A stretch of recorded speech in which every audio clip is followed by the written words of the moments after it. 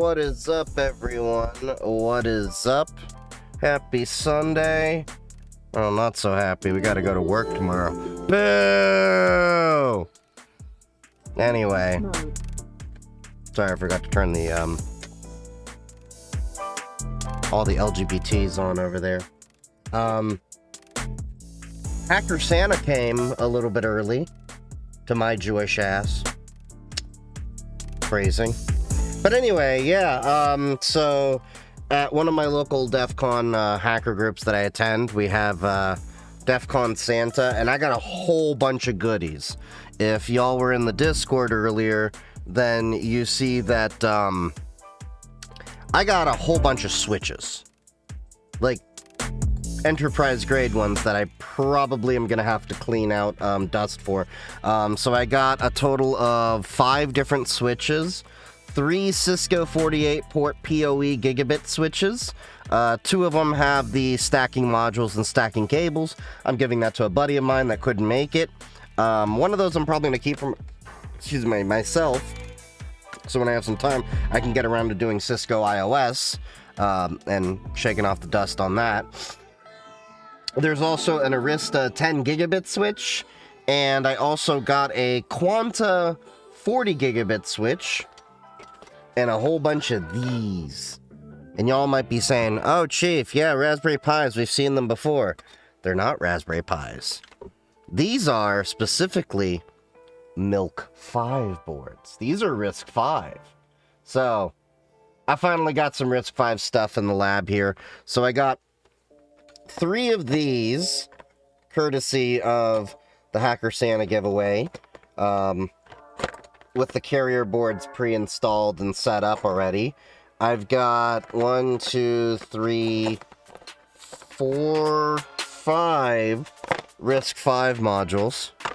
What are these? These are RISC-V single board computers. So everyone's all hyped up on ARM. You know, like, they think there's only ARM and x86. Technically, there's MIPS and other things. What's up, Hans? What's up, Abby? This is RISC-V. This is an open source instruction set architecture, which could rival ARM, x86, and so on in terms of the computer market. So, the cool thing is, like I said, it's fully open source ISA. So this could actually, as it matures in the next few years, rival ARM and beat it. Your thoughts on the RISC-V framework laptop? I want it just to play with it, but the honest truth, as I will tell anyone, RISC-V is not yet there for production reasons. So, like, if you're like, hey, I want to get a RISC-V device as my everyday device, we're not there yet. You technically can do it for some things, but outside of, you know, pure Linux environments, and even then, it's still more on the dev side. Yeah, I know it got released, but RISC-V as a whole still needs time to mature. I have a lot of faith in it. I have a lot of hope in it, knowing the people backing it. You've got major hitters like Google, NVIDIA. I think even Intel and AMD are getting in on this. There's a whole bunch of sponsors if you look into it. Do I want to get one? Yes. Can I justify the spend right now? No. Because I just spent a whole bunch of money upgrading my infrastructure as it is. I got few different desktop. I got my LLM server built. I got my TTS server I have to build. I've got the second LLM server I've got to build after I upgrade this one over here with the 5070 Ti that I'm upgrading to. Which, update on that, the cable mod cables that I want to use for the power supply over here, that I have to upgrade to get that ATX power connector. What is this? Corsair RM850X with the ATX connector that's 50 series ready. I got some new cable mod cables coming in for that, and that'll be here supposedly Thursday or Friday, so I might be able to build a computer next weekend. But that'll be a repaste job on the 5950X at the same time and give it a nice thorough cleaning while running new cables. But yeah, so basically I've spent a lot of money. Plus we have the firewall upgrade. I had to buy memory in this economy for the upgrade for the logging and sim server. Good God, it used to be $150 for 64 gigs of DDR4 ECC memory. It's now like $400. So that was fun. Originally, I had a 64 gig kit that I bought that I thought would be okay, but I goofed and realized I bought RDIMMs instead of UDIMMs. So the Intel Atom Server Edition cannot accept registered DIMMs.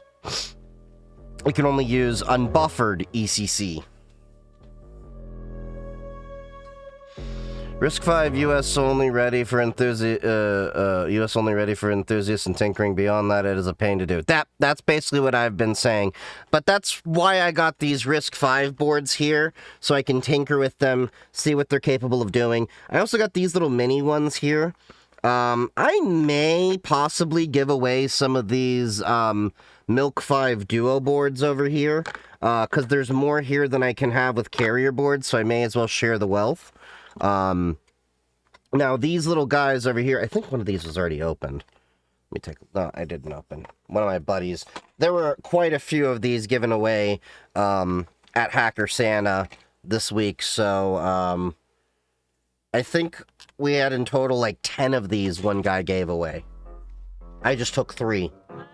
Well, 3 of the Duo carrier boards that were pre-soldered, and yeah, what distro do I use? Depends on what I'm doing, but most of my daily use desktop stuff is using Pop! OS Linux. I'm still on 2204, even though 2404 just released. I'm gonna stick with that until 2604 in a few months. I also use Parrot OS on one of my laptops. On a lot of my own servers that I run headless, it's generally Ubuntu or Debian. At work, we use Red Hat Enterprise Linux or Amazon Linux. That's pretty much what I use for a lot of my stuff.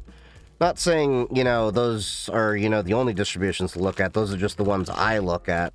I hear good things about different distributions, but after using Linux for about 10-15 years, you kind of just don't want to hop around and just use what you know is going to work.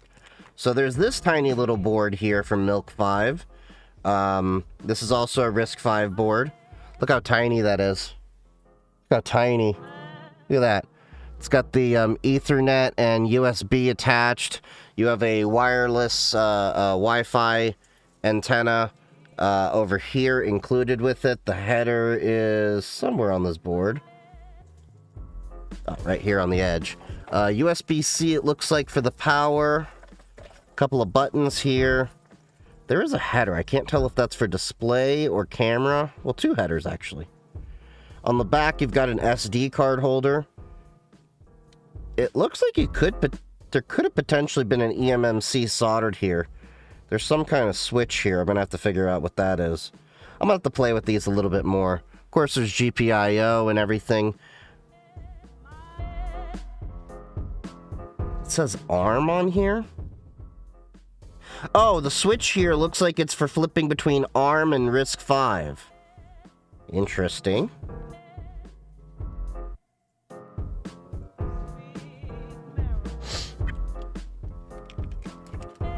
Don't know why you would have that switchable there.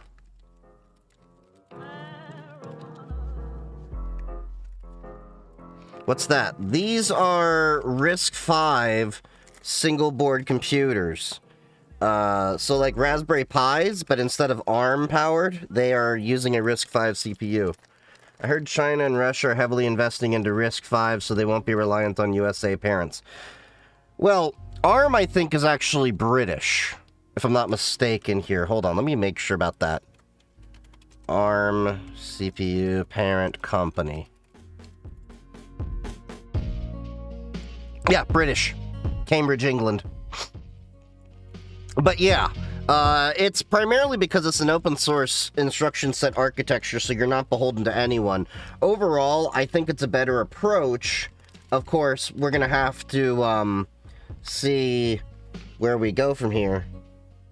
Oh, it looks like you can use the Arduino IDE with this. It's got a real-time operating system. It says Linux right on the box. Built-in RV64 GC Vive, Cortex A53 with RV64 GC. So it's got ARM and RISC-V? Interesting. It's got Bluetooth on board, dual camera, Wi-Fi 6. It's a nice little board here. I don't know how much memory is on this. That's gonna have to be one thing I'll have to figure out. The Milk-V Duo S is what this one's called. High-powered single-board computer. For that, I've been using the Rock Pro 64. They're not bad. I've used them for a few years. Probably better stuff now, but it's that. You've got a PCI Express slot, a full, I want to say this is an X4 slot. Yeah. Full X4 slot. You can also plug in eMMC memory. You can use an NVMe SSD with the PCI Express X4 slot, as you can see, like I've done for these. This is 4 gigabytes of RAM. I think there's an 8 gigabyte version, if I'm not mistaken. There's that. There's quite a few SBCs that are plenty powerful. You can also get the Intel-based version ones too. So let's see. This carrier board here expands the Milk-V Duo with USB. Okay, so this is just the board. Okay, so these are up to 1 gigahertz.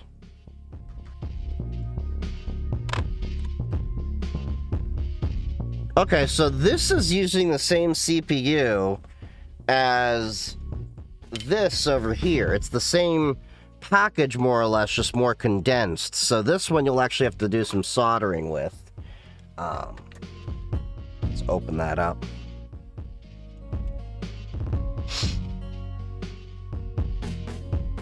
I think RISC-V will be interesting in the next few years. But I think this is the one where I kept saying Apple should have not really invested into the ARM ecosystem. If anything, they should have leaned more into RISC-V and developed that and waited a little longer, because I think that would have been a better play for them. The problem is Apple, they don't really innovate anymore. They just play it extremely safe. What do you think of Open Power by IBM? Is it open washing or is it actually open ISA? I haven't looked at Open Power. It's probably similar to the PowerPC builds. The problem with IBM is it's really hard to trust them with the enshittification they've been doing to the overall open source community. Like, look at what they've done to Red Hat, as well as what was it, CentOS, that entire community, and they're locking down the repos as well, so that way it's making it tougher apparently for Fedora. So it's really hard for me to really root for IBM and believe them on a lot of things.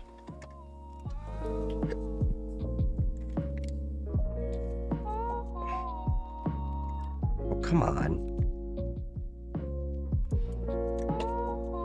Imagine Valve would invest in RISC-V just like they did with Linux. I think they may eventually, but I think right now what they want to do is first focus on ARM development, because their devices are using Snapdragon and all that. I think eventually they'll build out for RISC-V, but RISC-V still has to do quite a bit in the way of maturity when it comes to GPU support and things like that. Do you test their power efficiency? Is it important? I mean, I test their efficiency a little bit. Most of my home lab is actually very energy efficient. Everyone's like, wow, you've got all this hardware in there. What's your electric bill like? And they're shocked to find out my entire home network lab access points, power over Ethernet, everything you see in that rack, less than 200 watts. I might be just at 200 watts, give or take, with the new Xeon box that I'm going to be adding for the firewall. And that's going to be alongside the Intel Atom box that was the firewall, which is going to become the SIM server. SIM and logging and Docker containers. And then maybe I'll push past that once I get a few Raspberry Pi 5s on a cluster with a few Raspberry Pi 3B Pluses as the node. Yeah, so, that right there is the RISC-V board here. So you could potentially just plug this in and use it on your own if you want. The SD card is right above it. But then you would need to at least... These ones already have it soldered in by the guy that was giving them away. But you would need to... Give me a second. Where did I just put it down? Here it is. And the thing is, I was actually looking at getting these boards for a while, but it was like, I can't really justify spending the money on a bunch of stuff right now. But they were doing Hacker Santa, so yeah. It was fun. People got all sorts of stuff. There was one guy that got a 3D printer with a bunch of mods. Another guy got like an old Logitech remote. Somebody got a MacBook as well. Not a brand new one. I got an iPad mini as well. I was like, what the hell? Freshly wiped. Any updates on the mini laptop? Like I keep saying, there's not going to be anything happening for a few months. My priority's been getting everything else. And the, right now the problem is with tariffs and everything, I'm not sure exactly I want to upgrade it right now. But even then, it'd be at least 2 months until I get it. That's such a low priority on my list. I gotta get my LLM servers done, my TTS server done, my desktop done, my network overhaul done, and then we'll get to it. I was making apple cider, I just joined. Nice. So that's the carrier board. No software updates? I mean, there is, it's just Debian. I just haven't really used it all that much. Just because the memory on it, 8 gigabytes, is kind of limiting. Now, they have the new versions of it come out with 16 gigabytes minimum automatically with the board I want. But I would need to upgrade that board, and that's a $750 proposal. And right now, I'm trying to finish up a sponsorship deal that I finished up with Doppler. You know, the secrets manager I really liked. So they sponsored some content. Once I get that, then I have to do my accounting for the end of the year. And then I want to give the mod that does all the clipping and everything a bonus as well for the holidays. So that's my priority right now before I go around buying anything else.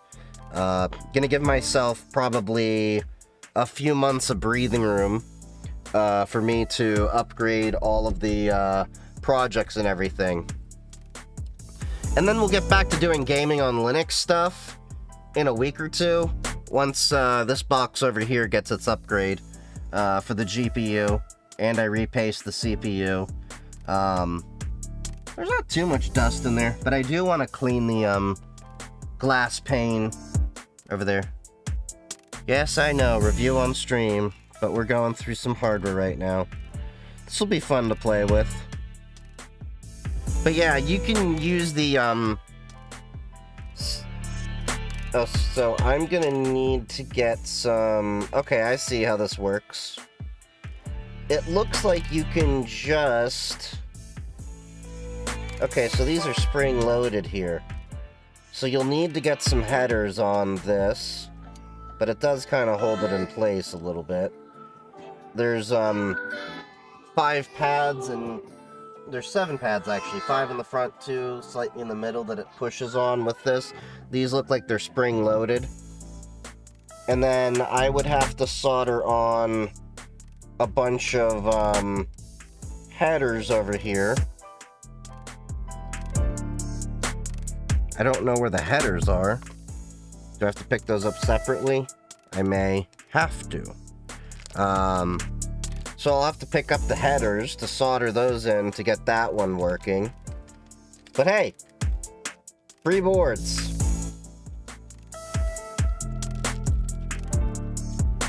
Can't beat free fitty.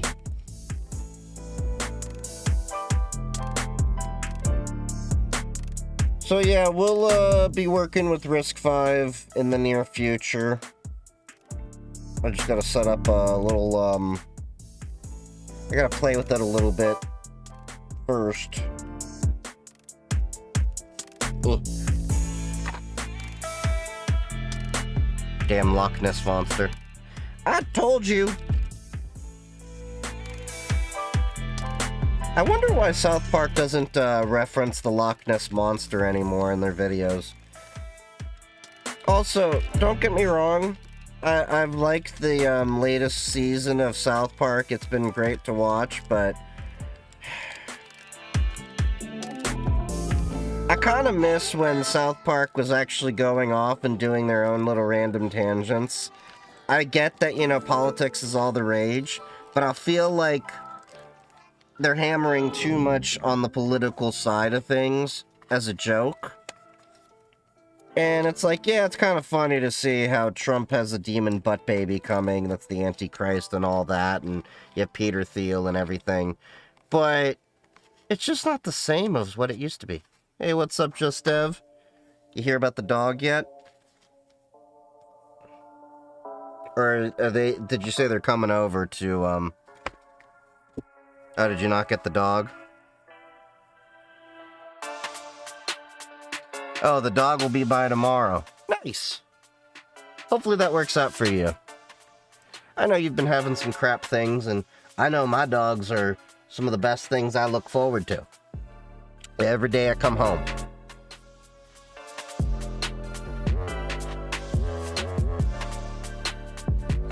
They're trying to make Trump sue them, so more people will be mad at Trump. I get that, but I mean, that's part of the joke of what he's been doing and everything. But also, I'm not really too enthused with how, what's his face? Larry Ellison, or his son or that, is now owning everything. Like, didn't they basically just buy up the, aren't they, like, trying to acquire Paramount or something like that? Or they own Paramount, and then they were trying to go after, what was it, I think, Warner Brothers? Something like that? It's gonna be weird. The woman with the kids I was talking to ended things with me for very understandable and valid reasons. So it hurt a good bit, but so I'm just processing things. Ah, yeah, that'll bite. And, I'm gonna be honest and say that,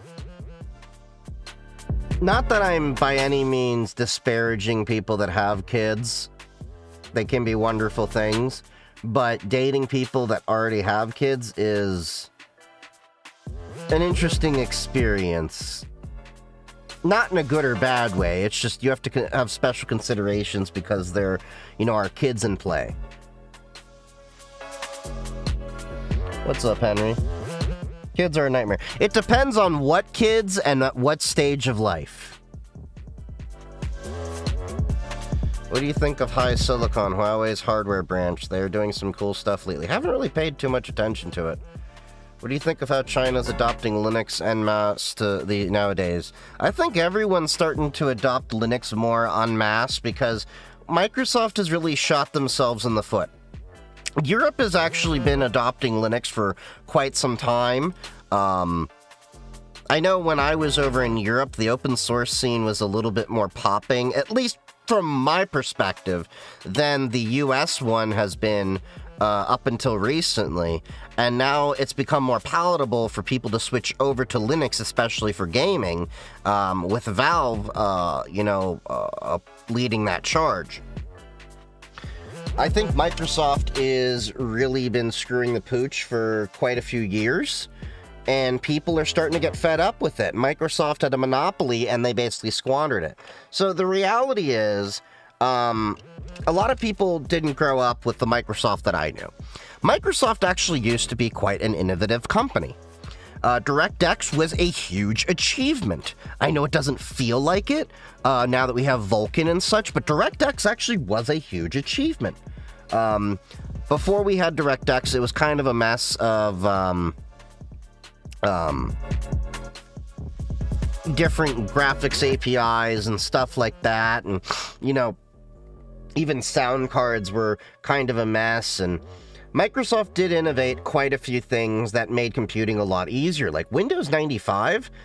I know I was still a kid at the time, but I remember the impacts of Windows 95 was a massive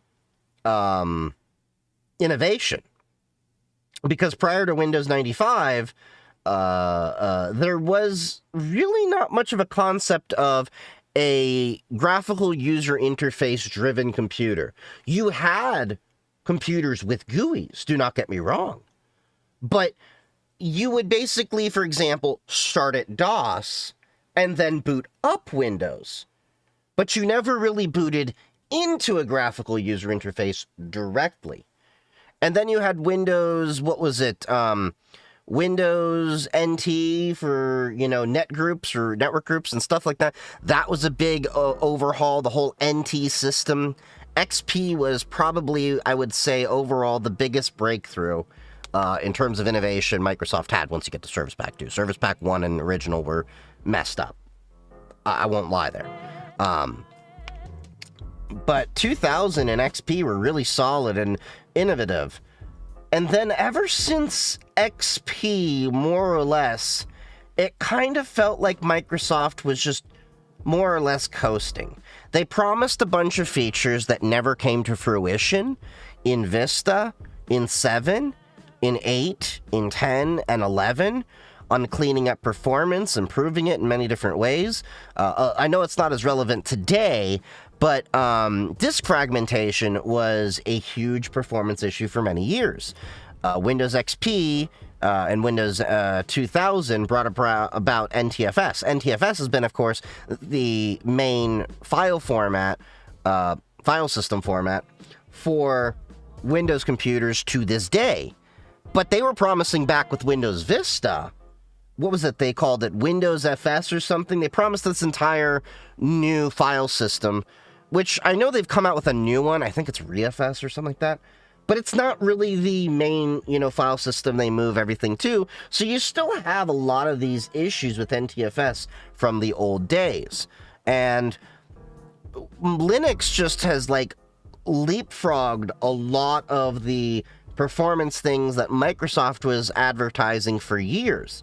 And Microsoft is now starting to feel the pressure to the point that they're realizing people are getting upset with the AI first approaches and how it's slowing down and all that. That I remember I was reading, I may have it somewhere in the review on stream content, but they are trying to push graphic stacks improvements and removing a lot of background processes and all of that to optimize gaming performance, because now they've actually proven when you run Linux on the same system, for example, was it the Lenovo ROG or Lenovo? There's a Lenovo Go, I think it was a Lenovo Legion Go, I think the device was. Well, that was one that was made for both, you know, SteamOS and Windows. And when you would put Windows on it, it would actually perform slower in more cases than on SteamOS. Look, Vampire, I'm ignoring y'all. You can have your little femboy chat there. It doesn't bother me, okay? On another note here, okay, the TikTok chat is kind of being janky where events are popping through, but the chat itself is not. So if I'm missing things, I'm sorry. Thoughts on RAM being sold just to big tech? Will that stick or just temporary? So I talked about this last stream. I think it's temporary because this whole AI thing is a bubble. Now, Crucial is still going to be making sticks for enterprise, which means if you're running servers and you're running UDIMs and RDIMs that have ECC, you'll most likely still be able to get Crucial. But as far well, it won't be Crucial, it'll be Micron. But you won't see Crucial branded memory. And I think in the long term, they're doing a lot of harm to their own brand because they're going to have to spin down a lot of those distribution channels.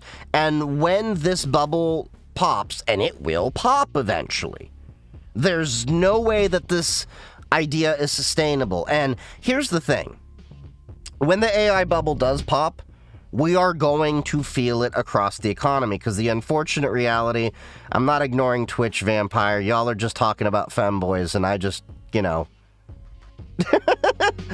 I have nothing much to contribute to that conversation. But when it comes to the AI, so here's the reality. I don't like how people keep pointing to stock markets as indicators of overall economic growth and health, because the problem is stocks can be very deceiving unless you look at the holistic view of the value of the markets. Where are most of the values being driven up in terms of the stock market? AI. Break it down by all the markets that are really improving right now. Short of the silver and gold and metals market, those are doing really well. So if you bought metals, congratulations, pat yourself on the back, because silver shot to like record levels, if I remember.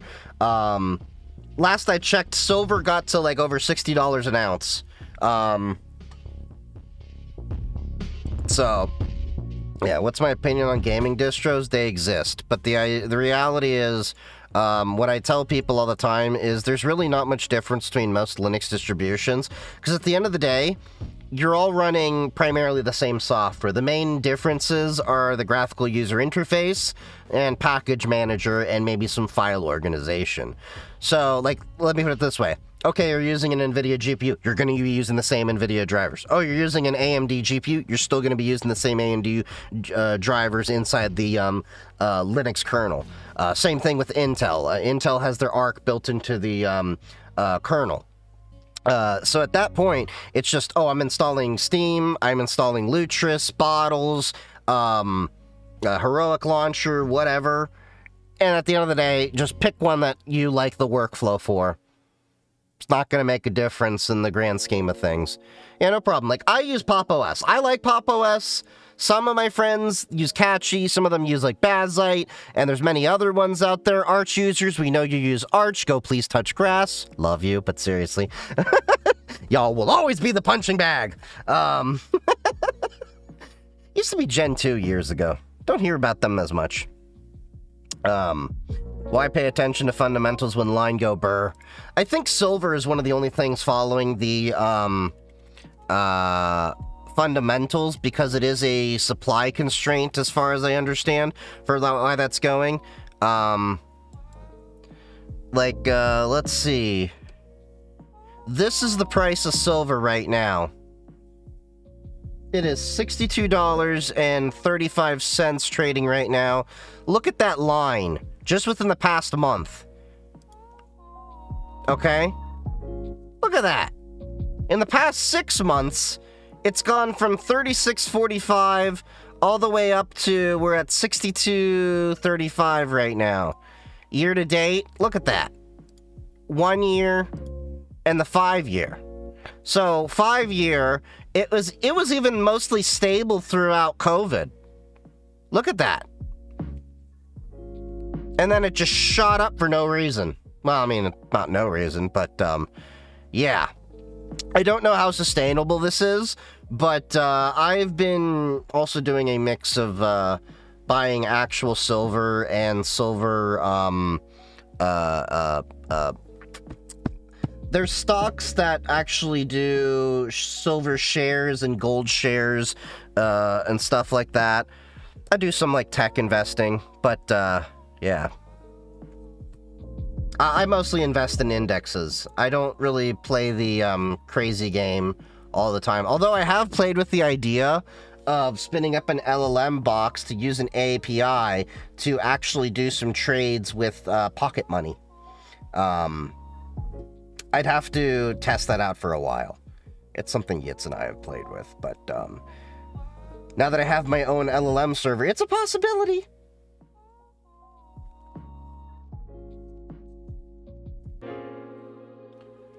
What project do you got, Dark Adam?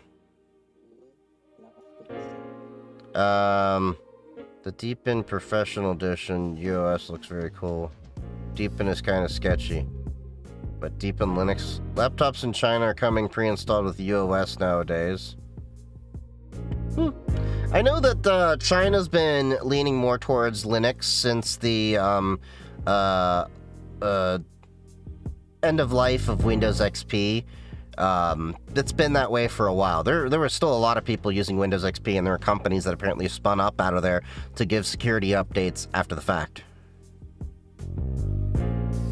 Just finished Linux Basic for hackers. What do you recommend I should check out next? Home labbing. Home labbing is always worthwhile. Markets can remain irrational longer than you can remain solvent. But I'm in a teenage shot. Really, 2024? You quoting the president of Iran there? Or prime minister, or whatever? Balrog can also wrap arms and legs. But yeah, the markets have been really crazy, but as I was, saying before I went on a little tangent, the issue that we have with, the stock market as it stands right now, and why I don't like to use it as the sole indicator of economic health. I think you need to measure the jobs market performance, not at the U3 index, but the U6 index. So when a lot of people talk about unemployment, they usually referring to the U3 index. The problem with the U3 index is, as I recall, and y'all can correct me if I'm wrong here, they count employment for people working as little as 1 hour a week. Like, it's a ridiculously low standard. Whereas U6 counts underemployment, which is people working part-time seeking full-time. So the U6 index is, I think, a better indicator of where the overall employment health of the economy is. But the problem is the Bureau of Labor and Statistics hasn't really been putting out information, from what I understand, for a while, because Donald Trump fired the person that ran BLS, and because he didn't like the numbers that were coming out. This isn't me getting political. This is actual fact. Y'all can look this up. But he didn't like the numbers that were coming out, and, what was the saying they always like to use? Facts don't care about your feelings.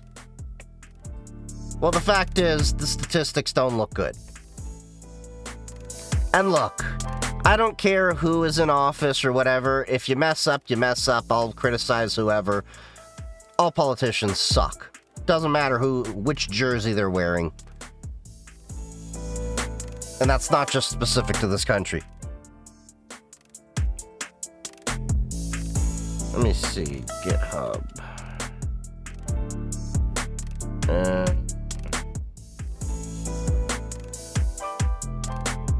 Chat.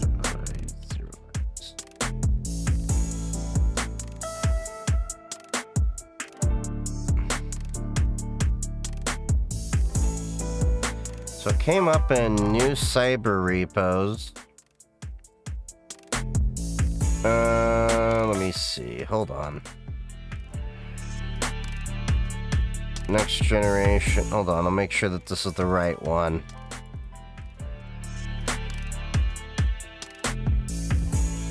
Let me see. Is it this one that you're talking about? The Big Brother? Next generation OSINT reconnaissance platform, combining username enumeration across 473 plus platforms. That one? Okay. I'll have to take a look at it.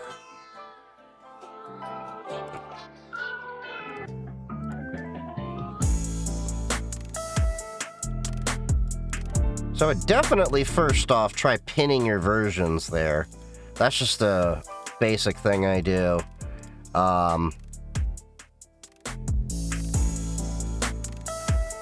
Okay, but it's mostly Python, so I could probably go through this and start inspecting it. Let me see, so... the install MD...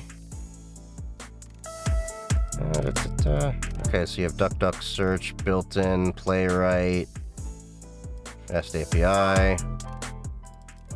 Oh, so you're using Chromium as part of it. Okay. So you have the GUI version.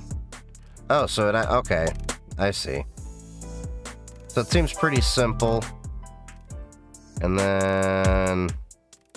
running the tool, so you're using UVI corn, GUI.main app. Where's that then?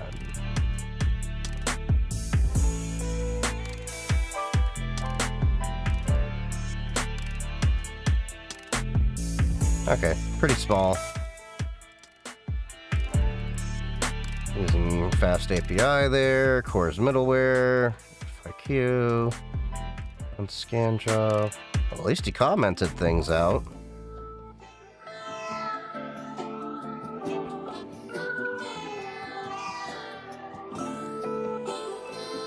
Okay, so... oh, I see. So you're just having the GUI basically render, and then it's using this to make an HTML page. That's nice. So is this designed only to be on a local machine, or can you run it on a, say, dedicated device and then open it up locally on the network? So I could then have a job initiate there and come back to it later, similar to like OpenVOS, or is that not in there yet? I haven't played with this yet, so I'm just kind of poking around and seeing it.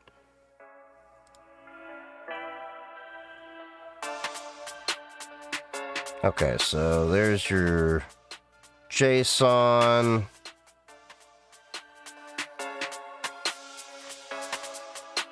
Got a lot of sources there. Interesting. Okay. You even have it looking up certain sites, you know, the, adult sites? Okay. Threads. There's a lot of sites in here that I haven't even, heard of before. But I guess that makes sense, because, you know, some of these are Russian. Osu. Okay. Sorry, I'm just poking through. I like to at least understand what's going on before I start doing it. Even image search is there. Okay. Yeah, I see. Reverse image searcher. Nice. Is that what I just looked at? No, that was something else. Okay. So you got image searcher in there. Running his Chromium with a Mozilla agent.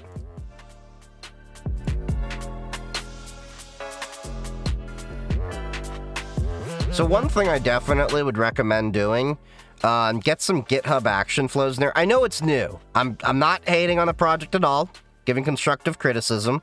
Did I not start that? I thought I started. The reason why is you'll want to get some flows in there for testing things before it can get pulled in. I'll show you what I mean. I do this for a few of my projects. Yeah, that should be fine.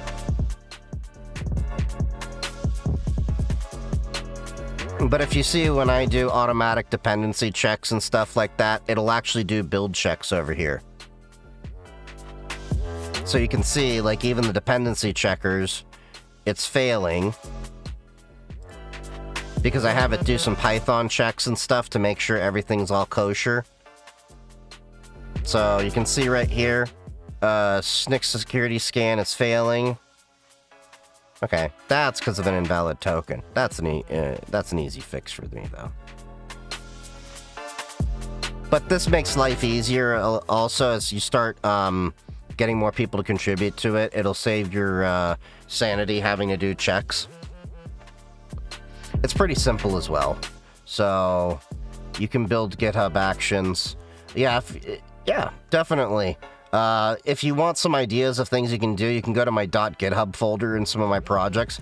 You'll actually find workflows in there that I have set up. Also, if you haven't already, sneak.io is really great. You know why the Synology removed the Wi-Fi dongle option on their NASs? I don't know, but honestly, I don't know if I'd really like a NAS running with Wi-Fi. I'd always just plug that directly into the router, because it's just more stable that way. Does it suck that they did that? Yes. But Synology has been doing some stupid things. Managed to get NeoFetch to run on my terminal on my NAS. Interesting. What does this do again? NeoFetch just shows you, oh, this is an OSINT tool somebody in the community put together. Why is it not showing? Oh, it is showing I starred. Okay. GitHub was being a little bit derpy. I don't know. What's the funniest thing that happened to you with Linux? Learning about lolcat and that you can turn any command into a cow say. What I mean by that is, do I have cow say here? I don't think I do. Cow say. Yeah, so you can have cow say here, but then what you can also do is use lolcat and make any command all rainbow. So sometimes at work, I actually have error messages that randomly just pop up with a cow say of whatever happened. So you can actually output your commands into that. I've done stupid stuff like that in work. I also have a terminator that pops up whenever there's a AWS snapshot cleaner we run, and it basically has said these snapshots have been terminated, they won't be back.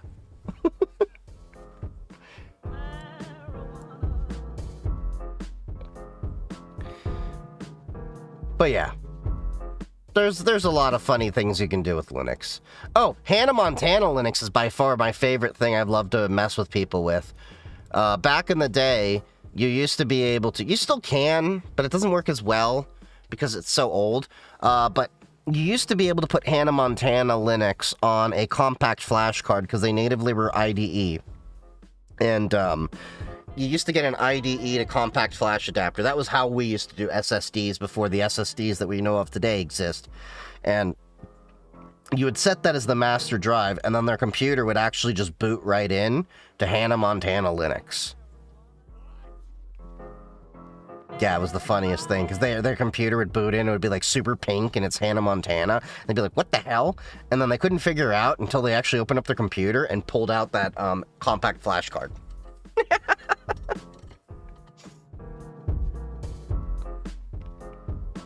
Yeah, you could do a lot.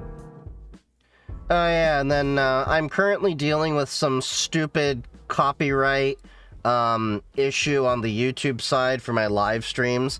There is someone that has been falsely claiming my content on live streams. It's basically more or less what people would refer to what it seems like is a copyright troll.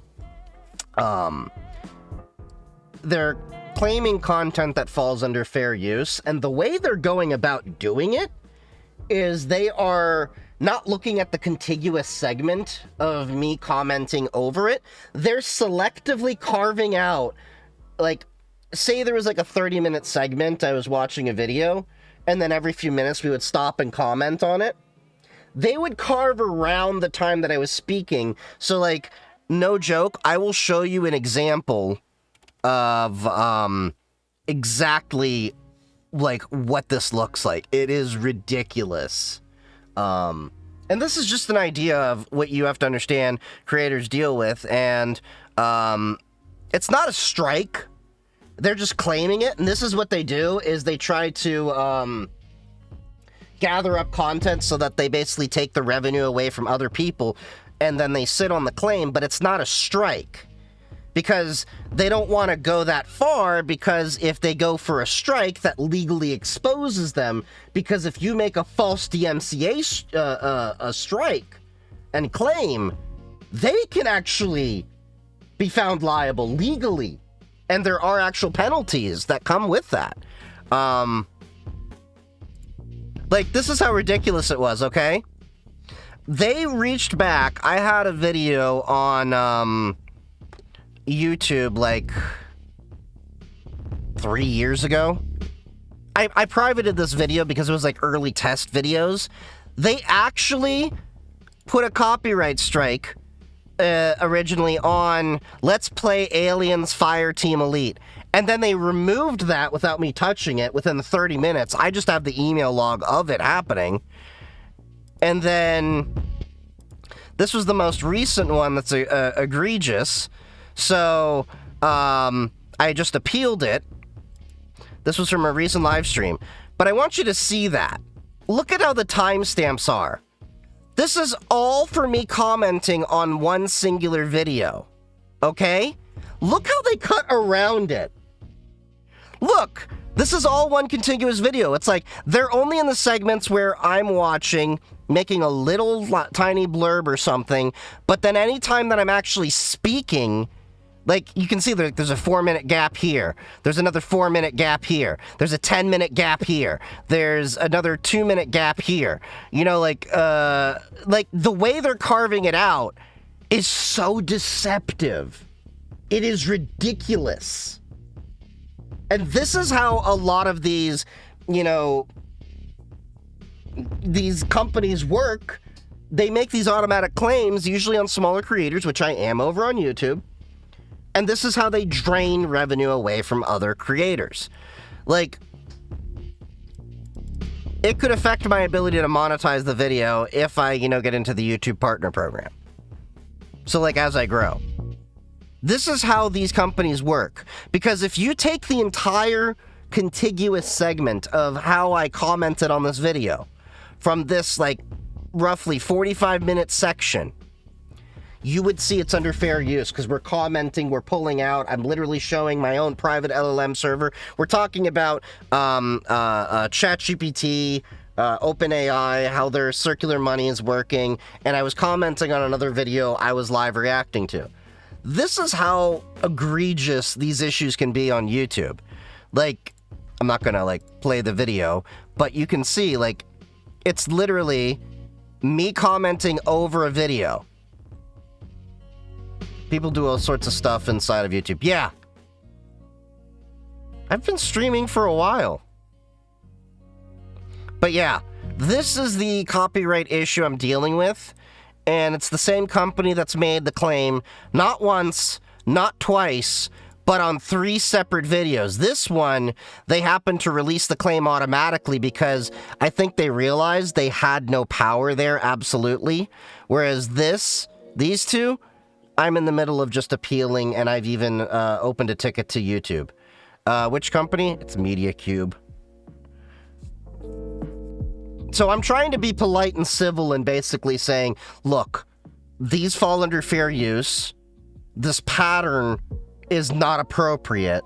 The way you're going about trying to claim the video with the fact of you're literally carving around every time I'm commenting to just be able to make your claim seems very, I'm just going to be outright with it, very deceptive. And this is the problem that we have with the automated system trying to go after copyright. And look, that's also why I'm wearing the EFF Fix Copyright t-shirt over here. Because we do have problems with copyright inside the USA that definitely need to be fixed. Sue them so no company can trust them. I wouldn't go that far yet. Right now, you have to work within the system. It's basically, you know, there is no actual strike. There is just a claim. So this is where it gets really stupid and you have to understand the nuance and everything. So, my content is not struck. You do get 3 strikes within 90 days on YouTube. You cannot make any... Your account gets terminated. Your first strike lets you not be able to post for a week. Your second strike, it's 2 weeks. So I don't have any strikes. And this is how these companies operate, is they'll make a claim, but not a DMCA strike takedown or whatever. Because the burden of proof is lower when just making a copyright claim versus a DMCA claim. But if they do escalate to DMCA, that requires a higher burden of proof, as well as the fact that if they are found making a fraudulent claim, they could actually be penalized for it too.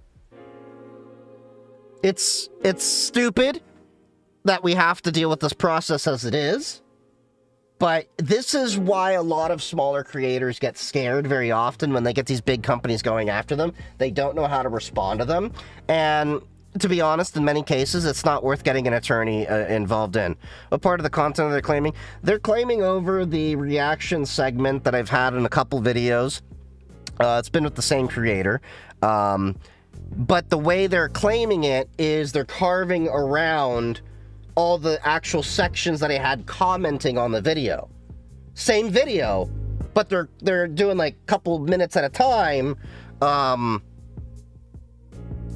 And it's just very, it's not really done in good faith, is what I'm saying.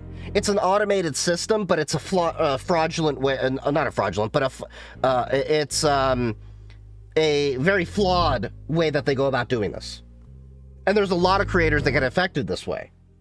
And what happens is a lot of the times, the actual company making a lot of these claims very often doesn't actually own the content. They're just going out and making claims on other people so that they can then claim, on that. And it's a whole BS situation. I will be honest with you. It's more of a nuisance than anything. I don't necessarily have the resources.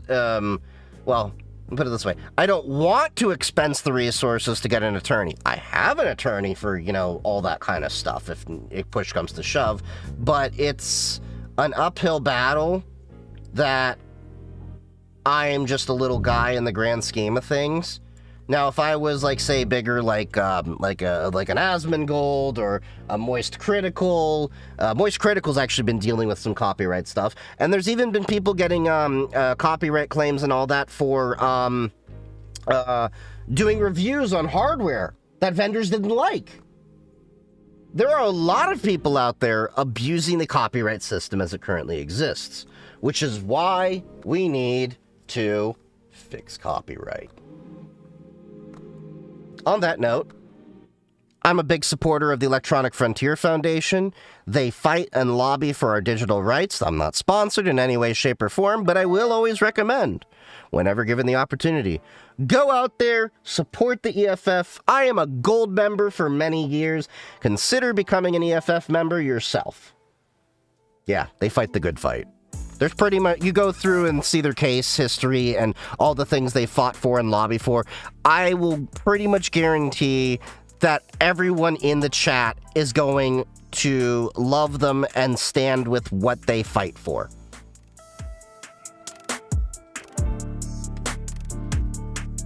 But yeah, it's effed. It definitely is. No ifs, ands, or buts about that. So is there any way to buy ebooks and have them automatically add to an ebook server? I believe there is. I just haven't really done much on the ebook side of things. But now that I have an iPad mini that I'm going to be tinkering with, I might be looking into that. I got an iPad mini for free from Hacker Santa, along with all the RISC-V boards and the Cisco PoE and Arista 10 gigabit switches and the Quanta 40 gigabit switch that I have. You mean the EFF Ray Hunter Vampire? There's an open source ebook ripper. Yeah, I'm pretty sure there was going to be one out there. I'm just not too familiar with it. So if you know of one, share it with the chat, share it with the fam. All right, let's find where I was in my last videos.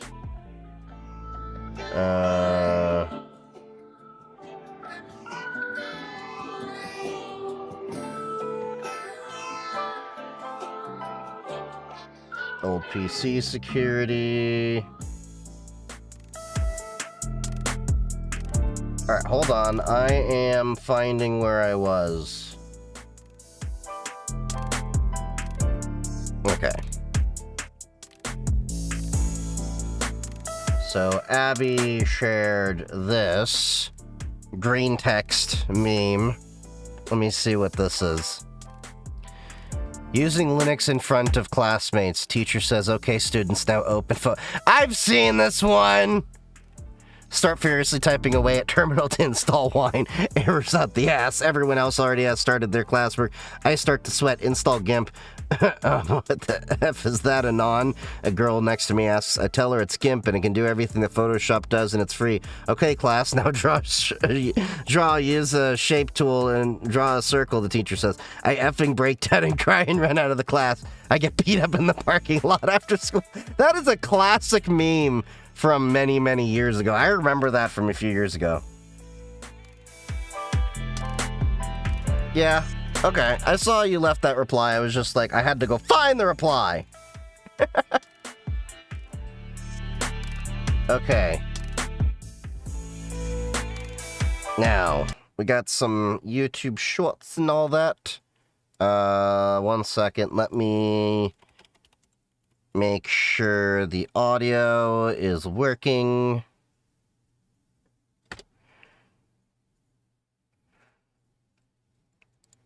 We have the script doing it. Alright. Make sure the audio is rolling.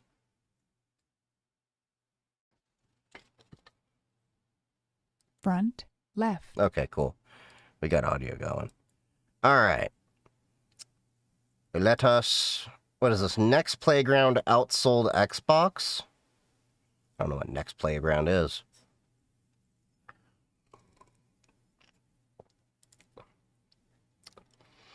Do you have a certificate authority on your home network for next level security? Not really. It may be something I eventually can throw in my PF sense, but...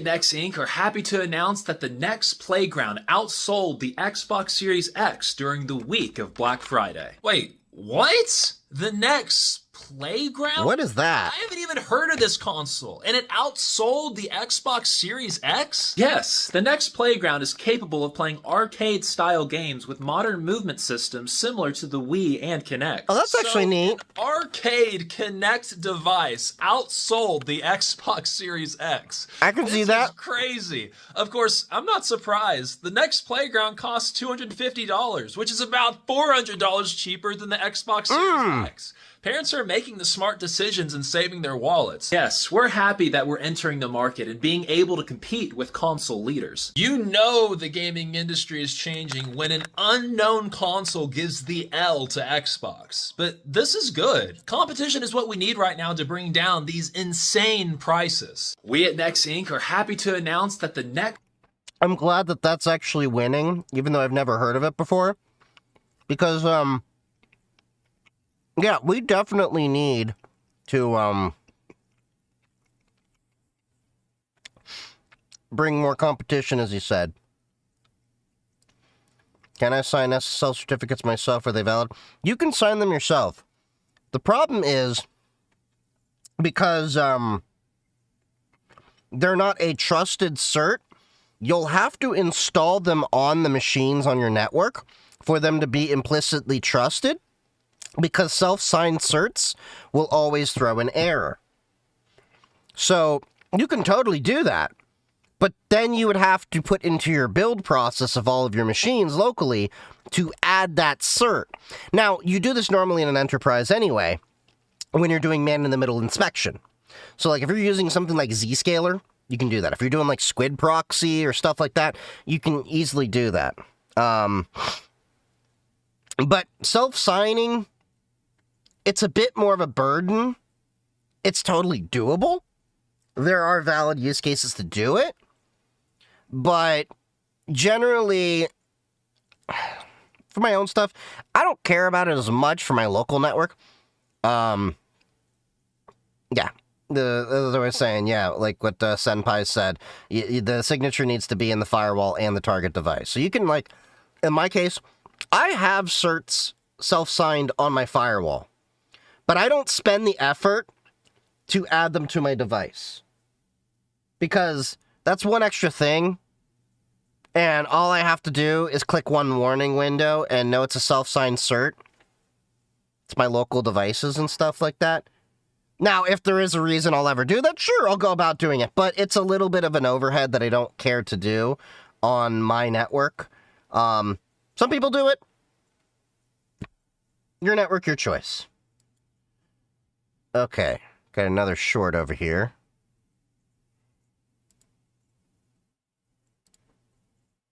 Okay, what is this? The Life of Minecraft Steve's Roommate 5. Or Roommate 6. Steve! Do you ever check if the pork chops are fully cooked? What the hell? I truly believe that Steve is the worst roommate ever. He summoned the Lord of Hell in our front yard a couple days ago. I was about to seal the deal with the Huzz, but this guy was outside stacking blocks with the souls of the damned trapped inside of him. He was doing what? I was putting on some protection for my date Gabby when I looked out the window and saw Steve placing 3 severed skeleton heads on that evil monument. You know that villager's name was Gabe, right? When he placed the 3rd head, the devil himself appeared and began. My employer doesn't even do that. From what you told me about your employer, they do a lot of things that make you question things. But he knows how to fight. He took that creature down and made a pyramid with its soul. You were right. He is the worst. What? Why do you keep living with him? Well, ever since he made that pyramid, every time I come home, I feel amazing. Subscribe for a Steve Christmas. Steve! What the hell? Got a lot of shorts, apparently, in the review on stream. How Netflix just bought Warner Brothers for over $80 billion, and now they own pretty much every single movie franchise in the world. Oh, good God, they do! They own Cartoon Network, that's it! We're screwed! They got Courage the Cowardly Dog. They got the Minecraft film rights. They got the Big Bang Theory. Clockwork Orange. I really did not realize just how much they had. And that's like not everything. They got Robot Chicken and Mortal Kombat. They got Gremlins? The Matrix, Beetlejuice, Adult Swim. Oh, really? Like almost all the good stuff. Well, they wasted absolutely no time with their rebrand because look at what they decided to do to the iconic Warner Bros. Tower. Wait, did they? That tower has been in the center of Hollywood for over 99 years, but with one single purchase, Netflix decided to stamp their logo on it, marking the end of the film industry as we know it. So you know how Netflix... But you know the worst part is? Like, if that is the real... Well, they wasted absolutely no time with their rebrand because look at what they decided... Like, they didn't even paint over it. That is, like, straight up hostile if that is actually the situation. And being like, F you! We're literally going to show everyone that Netflix just bought you out. I do not like this. But, given the situation of who was it that was going to buy out WB in a hostile takeover? Was it one of the Ellison sons?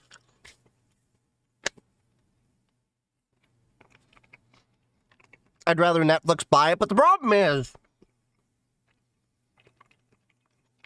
we have too much consolidation, period. Not just in, you know, the movie world and the tech world, but like, think about how many gas companies there are. Think about how many internet companies there are. How many cell providers. We're just consolidating more and more, getting less and less competition. Everything's getting more and more expensive because of it. The best way to fight rising prices is increased competition, amongst other things on top of it, supply chains on. But at the simple level, yeah. We need a new Matrix movie.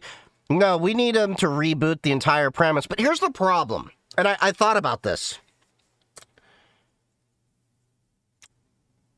I don't think we can, nor should, reboot the Matrix, because the problem is...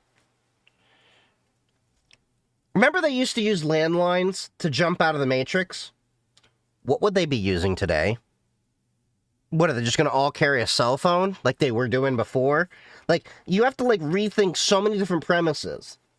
And I don't think the Wachowski siblings could pull that magic off again in the way that is. Don't get me wrong. I think the Wachowski siblings do a great job, period.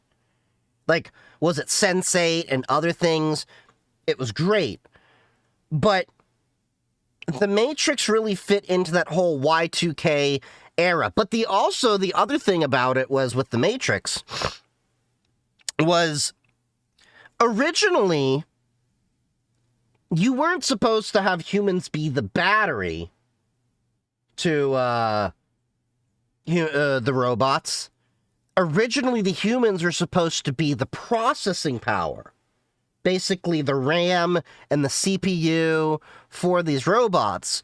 But at the time, think about it, it's like late 1990s. And that premise makes total sense to you and probably to me and most of chat. But I still think that entire premise would get lost if we were to do that on the average person. You know, like, it's this whole thing of, like, the more I delved into it, I'm like, I don't really think they should remake it. But I also got into a real interesting discussion about maybe Neo was not actually the one, but Agent Smith was, because apparently the one was supposed to be born in the Matrix. There's been, like, all breakdowns in this. Like, yeah, it's a whole thing. Scientists in the future. Turns out humans make really good batteries. Well, the human body does actually make a decent power source, but I think in terms of memory and computation, it's a little bit more powerful. Biocomputers, radios. I don't think a ham radio would be a good way to exit. I don't know. Yeah, that's true. The brain is the most efficient computer ever conceived of. Yeah. Biological computing, I think, is the next evolution in computational processing that we'll be seeing. If we can somehow harness the power of the cell to do actual processing, we'll be way better off than silicon. And it could also be more environmentally friendly, potentially. But I'm not really an expert. That's just the high-level thing that I've seen over the ways. All right. Next thing. We got a video from Brody Robertson. We'll watch this video, and then we're probably going to take a break, because I may have to take a bio break. 2 years later, the PCSX2 Wayland song. Oh! We're talking about PlayStation 2 emulation with Wayland. Are you prepping for Q Day? Q Day. Amazon Q? Or... we talking about the QAnon? What are we talking about here? Recently, the PCSX2 team put out a very interesting post. For anyone entirely out of the loop on what this project is, basically on the desktop, this is the premier PS2 emulator. Here is the post. Because GNOME and KDE now have concrete plans to drop X11, we want you to... By the way, if you're wondering why I still use Mastodon, this is why. A lot of the software projects are primarily focusing more on Mastodon, or at least there. Have a presence there and are more involved there, from what I've seen. But yeah, anyway. PCSX2 supports no quantum thread around the corner. Post-quantum algorithms. Oh. Foreseeable future. All regular contributors/testers who use Linux, except one, use Wayland. So should an X11 specific problem somehow crop up, expect great latency from introduction to resolution. We'd I'll move my camera so I can see Brody over in the corner for y'all. User reports. We'll let you know if and when and why this changes. With a lot of Wayland users on the project, this is a good thing for the future of PCSX2. Now, the reason why I wanted to bring this up isn't just this post. It's how we got here, because there is a story that a lot of you may not know about, as it happened a couple of years ago at this point, that I kind of wanted to go back and read. Oh, the threats of modern encryption? Yeah. Here we have the GitHub repo for PCSX2, and back in 2023, you might remember something happening. This PR was made by Stenzek. If the name Stenzek sounds familiar, it should. if you watched my DuckStation videos, this is the DuckStation guy. This is somebody who has been involved in many a drama, many of which they created themselves, but they are well known in the emulation space. The most recent Well thing you known. might recall Sounds more like is infamous. Stenzek really not being happy with the existence of the AUR version of DuckStation and tried really, really hard to either get the package removed or break the package from working. If you want to know more about Stenzek, there is a lot to be said. Go check out that prior DuckStation video. Well, all you had to say was he, really, really deep. There's a manages lot the of R history here, and we're not going to go back for a into it project. because it's not really That's the main enough. focus of what I want to talk about today. Instead, I want to talk about CI Linux, Disable Wayland, and Spring Cleaning from October 25th, 2023. This part up the top here, this was not here when I made my video because this part here was added in response to my video. I don't know why. Wait, it was in what? response, because half the things that are mentioned here, I didn't even talk about, but Stenzek didn't particularly like that I talked about this happening. Anyway, let's talk about the original part first. Disables Wayland. It's super broken / buggy in basically every scenario. KDE isn't too buggy. GNOME is a complete disaster. So, there are a lot of cases that people complain about problems with Wayland. And from my experience, not everything. There are definitely problems just generally on Wayland. A lot Yeah, of Wayland's still got some problems, maturity problems. GNOME-specific problems get blamed on Wayland in its entirety. Stupid obsession with CSD in GNOME, inconsistency. This leads to a lot of applications basically being forced to include a new dependency or to just include CSD to not break on this one platform that doesn't want to do things properly. Okay. Inability to position windows. Window position saving doesn't work. Log window attaching not merged yet doesn't work. Inability to position windows. This nowadays would be part of the EXT zones protocol. At the time, You we can actually emulate weren't up PlayStation to 3 EXT games on zones yet. PC. Yeah, I it was believe still so. EXT placement. Window saving, this actually is something that is coming to Wayland eventually. Basically, everyone is in agreement that session restoration is a good thing. It's just very complicated because you need to implement things in basically every toolkit and every environment and do things consistently. It's a difficult problem. Hacks in render domain because Wayland craps itself otherwise. To this day, I still don't know what he is referring to here. Despite said hacks, game list still glitches after stopping emulation, happens more often in GNOME. NVIDIA just crashes in swap chain creation under Wayland. At the time, NVIDIA support was considerably worse. This was in late 2023. You can emulate and PS3 then on keep in Linux, mind you that mess some with it and it people are gonna be works. running Doesn't surprise me, I just haven't done it. because they're on an LTS distro. And then broken global menus. This is also mainly caused by the GNOME side. Now, somebody, of course, had to join the thread and say something stupid, and this was Stenzek's response. It's not removed at all. This is one of the things he loves to do. It is one of these sort of pedantic, unimportant differences. If you read the title or description, you'd see it is disabled in our release build. Oh, God. It's nothing but headaches for us because of its broken by design nature, This sounds like one of those, well, actually, kind of posts. causing issues for users. I listed a bunch of them in the OP as well. If you use the Flatpak, it's even just a single flat seal command to re-enable. PCSX2 runs fine under X Wayland. In fact, it runs much better than under native Wayland. I would not be surprised about that. That makes a lot of sense, because it doesn't have all of the above issues. Don't get me wrong, X11 is terrible code and should have been purged a decade ago, but Wayland is just broken, and everyone would rather sit around arguing with each other instead of actually addressing the design flaws. I actually agree with this.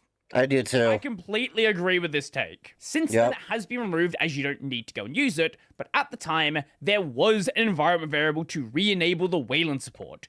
I want a broken Wayland UI. And you know what? I still think that's a great name. For some perspective on why we as I like that developers too. are This is frustrated descriptive. with Wayland. And this links over to the start of my favorite protocol, EXT placement.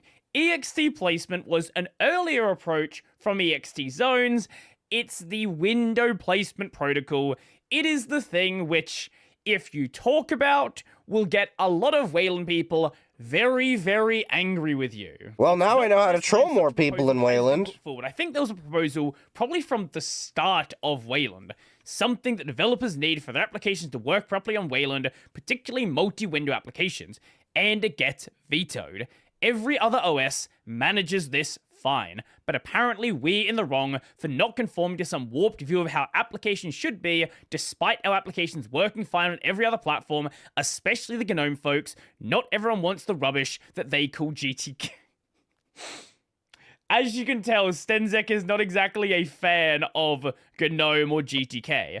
I'm not exactly a fan per se of the GNOME Foundation. Or whatever, it works fine. That's good for you. Then build from source or use the Flatpak plus Flatseal. Unfortunately, a good chunk, if not the majority of Linux users, end up with GNOME and they get the crap experience. And we can't really say if GNOME disable Wayland, since Qt makes that decision, not us. What you can do is do what Valve used to do. I don't know if it's still on the documentation. Hold up, it is still here. On the SteamVR for Linux page. That doesn't work in Katie's buggy. GNOME is rubbish. This is just his opinion. I'm using GNOME and it's just fine. Also got into a big fight with someone who has since I'm looking forward to moving to Cosmic Desktop environment entirely. My issue with GNOME is more so the foundation behind it hasn't been stepping up to fix a lot of the problems and issues that I've been seeing for years. Performance, stability, and other things like that. Where System 76 basically forked GNOME, rewrote the entire thing in Rust, and I think we're going to have a lot better of an experience there. But of course, we'll have to see that moving forward. They just released the stable version with Pop! OS 2404, but I'm waiting for Pop! OS 2604 in a few months to fully upgrade, because I'm not going to go to 2404, because 2404 basically is tied to Ubuntu 2404, which came back in April of 2024.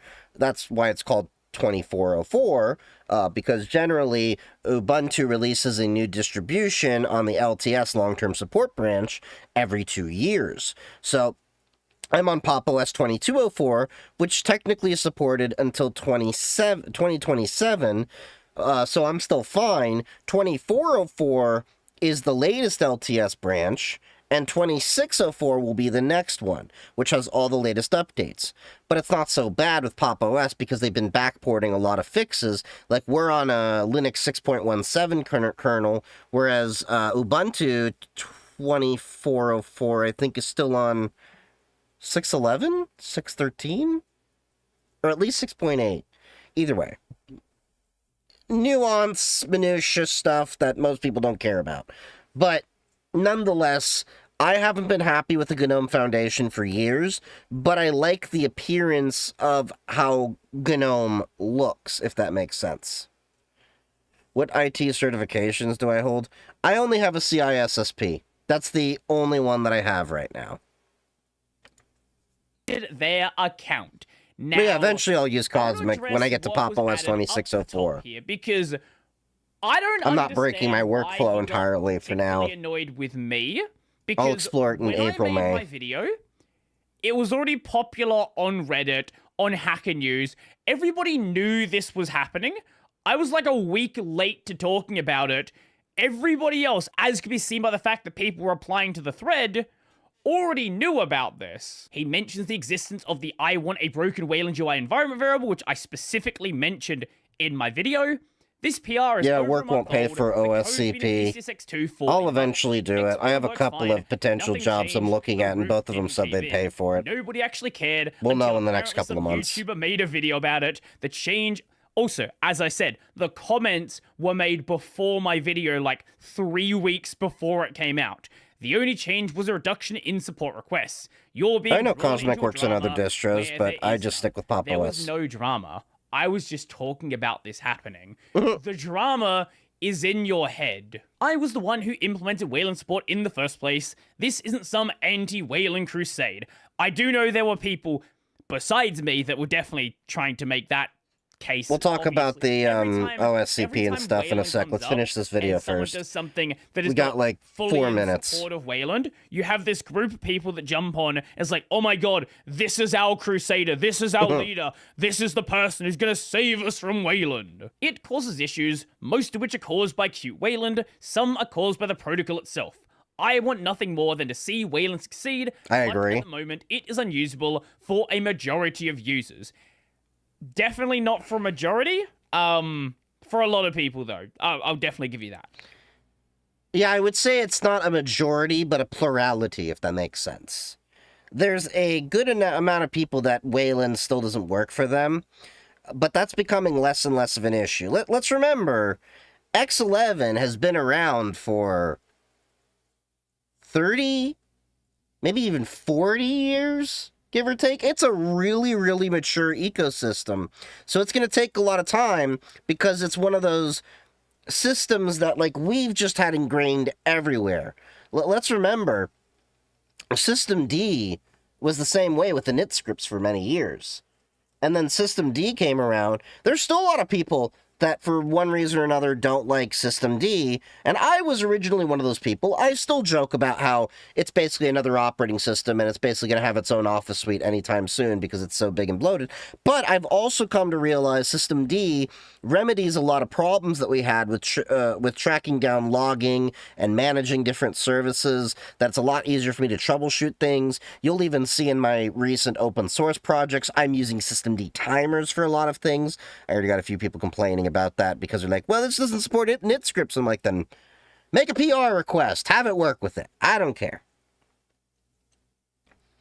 What distro did you try that in? What, Wayland or what part? We talked a lot. Myself and the rest of the PCSX2 team are open to suggestions on how to fix these issues. We're not Firefox, GIMP, etc. We're too small and irrelevant for any of the DE maintainers to care about. Don't you worry, because Firefox, GIMP, and a bunch of other big projects are also too small to have Wayland problems fixed. Now, since around mid-2024, Stenzek hasn't actually been involved in the project. At least involved in the project on his main account, because Stenzek has been known to be an alt enjoyer in many of the other projects he uses and develops. So, is he still here? Nobody knows. And earlier this I find that really weird, people that actually use alt accounts on GitHub. Because GitHub's like one of those, like, it's kind of like a LinkedIn, more or less. Like, you kind of want to have that resume of things you're contributing to and all that. Like, my GitHub, you can go look through it. I mean, I've got it structured out where people can actually go and right to my homepage and my profile page, and it's, you know, telling what projects I use, the socials I have, and all that. I figured out how to customize it, and it even tells you at the bottom, I figured out how to grab a couple of apps that I have my own things hosted on Vercel, and it actually generates images at the bottom that tell you, like, oh, what, how many commits and stuff I've done, what my latest streak is, and how long my longest streak is, and all that. But yeah. But the PS3 is in Flatpak. Well, I like Flatpak in general, so pretty much you can presume, unless I say otherwise, whatever application I'm using is installed via Flatpak. I think Steam, the Steam store, and Kden Live. Did I have a voice just cracked there? What the hell? Kden Live and Steam are really the only two apps that I use the native installer, whether it be AppImage or Debian or stuff like that. Not that you can't use Steam with a Flatpak. It works fine in most cases, but if you have multiple disks like I do, it for some reason only sees, I think it only sees one of my NVMEs and it doesn't see the other, but it does see the two SATA SSDs for whatever reason. I haven't tried it again in the past while. I know, like, you can go to FlatSeal and add permissions, and I've tried all that, but for some reason it still wouldn't see it. this PR was Niche made. issue. Wayland fix and enable by default. Qt. And for this, there was a discovery of an upstream Qt bug that was affecting the project. This is the Qt bug in particular. Qt bug 133919, and their Jira will take forever to load. Wayland rendering bug. Oh, yeah, they actually are using Jira. Wow. On GNOME and Western. When using native window rendering within Qt, which is necessary if you want to paint in the widget manually, say for Vulkan surfaces, various refreshing artifacts appear on Wayland and the native Qt UI elements become garbled. This happens on Wayland compositors that do not implement SSD, specifically Mutter, GNOME, and Western. The UI works fine on KDE. Now, there was some debate about whether or not this actually was a bug, because the way they're approaching the problem isn't exactly the proper way to do things in Qt. It's maybe probably a bug, but like, there's a better way to be handling this. So we went from in 2023 disabling Wayland support by default because Wayland is cooked, Wayland doesn't work, this is a waste of time right now, we'll deal with it later, we'll improve things, and we'll get to it. And then eventually enabling Wayland support by default, so anybody using PCSX2 on Wayland is going to be running the Wayland native version. And now making sure that people know, because they probably never saw the update and didn't actually know that Wayland support was even enabled in the project. And since I covered the original that makes sense. in 2023, I thought it'd only be fitting to cover the finale and show you where we are today. So let me know your thoughts. Are you a dirty PCSX2 enjoyer? I'd love to know. Go subscribe. Are you running Wayland? Let me know. If you like the video, go like the video. If you really like the video and you want to become one of these amazing people over here, check out the Patreon, subscribe, Silly Pay, linked in the description down below. That's going to be it for me, and video games. Really? That's our outro there? Just video games. But yeah, I haven't used PCSX2 in years. Not that I'm against it, I just haven't used it. I haven't really done PlayStation games in a while. I should get back into that. So we're going to take a quick bio break for a couple minutes. I got to go hit the head.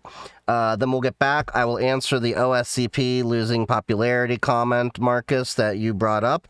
And then we'll go into the rest of the review on stream videos. I'll probably leave some up for tomorrow as well, because we do have a stream tomorrow. But yeah, couple minute break. The Twitch side might see ads, but don't worry, you're not missing anything. There'll just be a BRB screen. But be right back.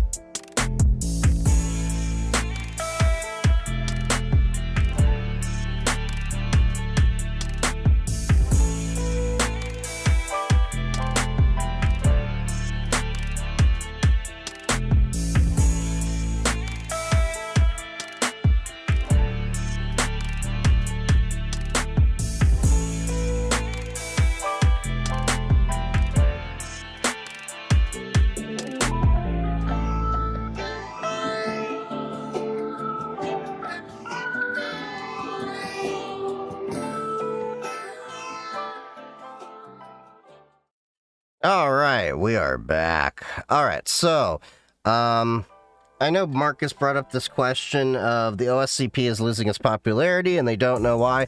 I think it has to do with, there's a couple of issues, not really with the cert itself per se. Well, one of them actually is. The OSCP is a rather expensive cert to attain. It is. I know some people will dispute, there's this or that.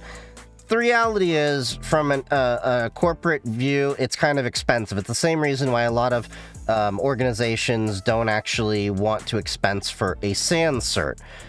It's kind of funny how many organizations I've come across that actually didn't put CISSP as one of the requirements, but then want you to go with JIAC or one of the other certs that generally requires a SANS path, but I digress. The OSCP is kind of expensive, both in time and money to be an investment. Not only that, there's a problem where a lot of corporations don't want you to get certified unless it's relevant to your current job that you are in.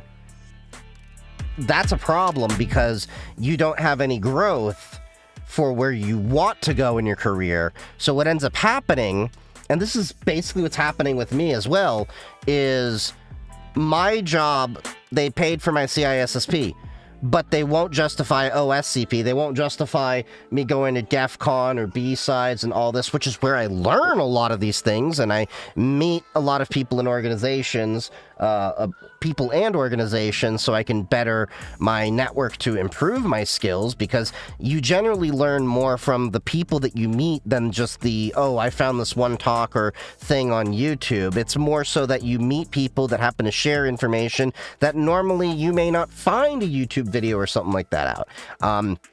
I have several signal groups that I'm a part of from people I've met with B-Sides and DEF CON that we more or less have our own ISAC, where we have our own information sharing center, where I've gotten heads up on vulnerabilities and active exploits and stuff before they're actually really publicly known. I've gotten threat actors and stuff that were hitting different organizations that we got the information before it was hitting a lot of the main stream networks.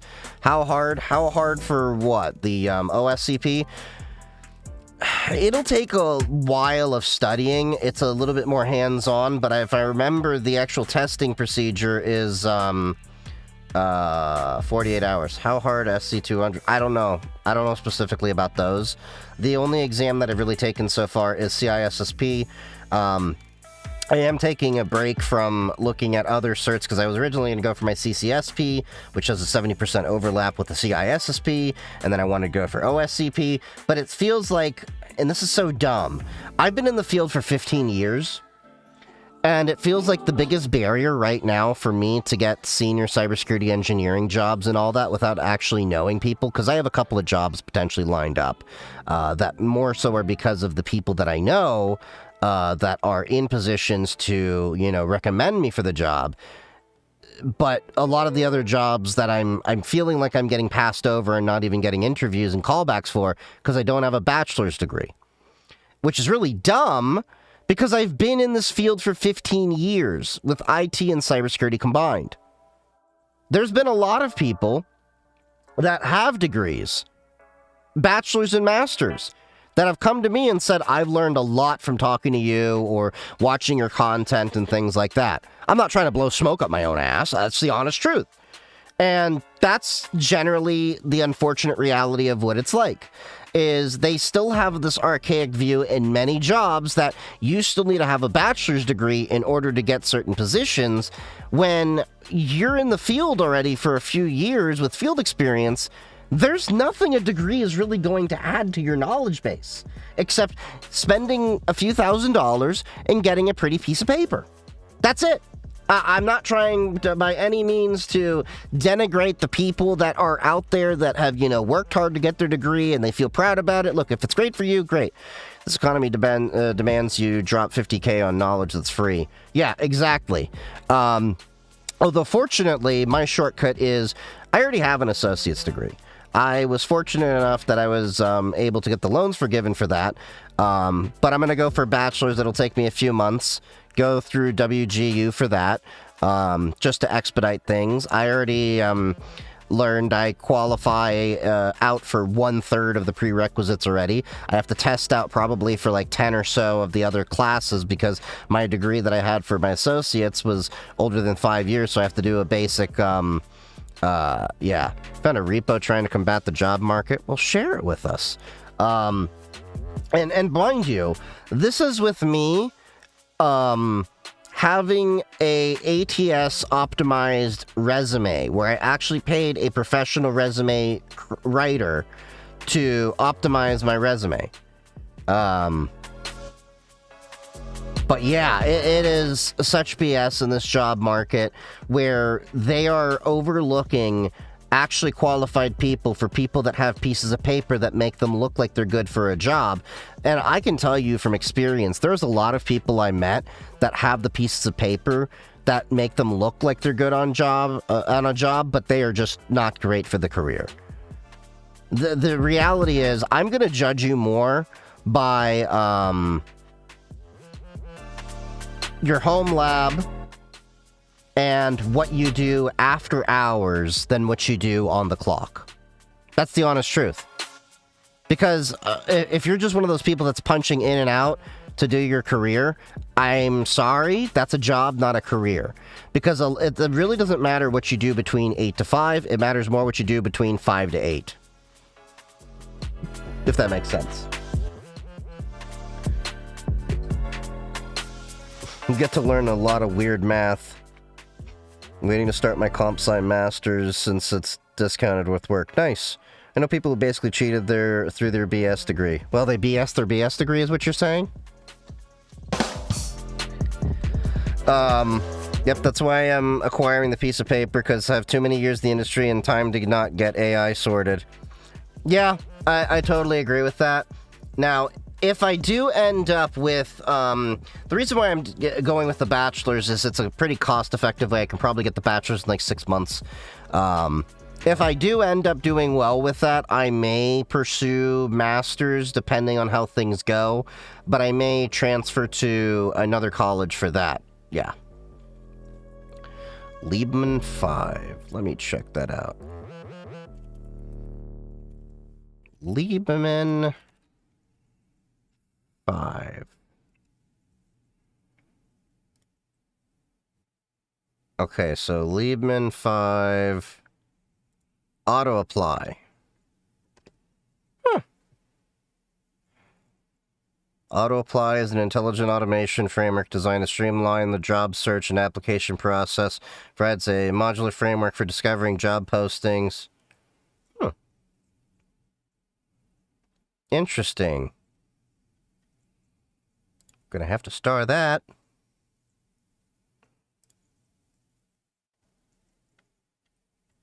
Okay. Interesting. Oh, looks like it runs in... They have a Linux and a Windows batch file version. Okay, pretty straightforward. Basically makes a Python and then a virtual environment there. What's up, poppers? What's up? What's up? Where's the good boy? The good boy? Hey, would you quit smacking things? What's up, buddy? What you want? What you want? Get your paw stuck there.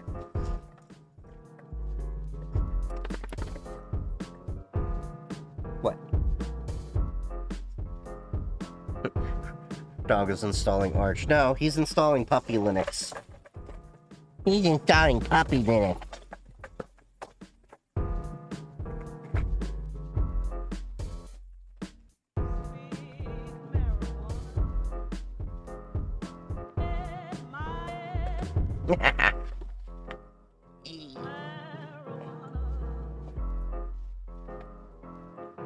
Okay, where the hell are those things for you?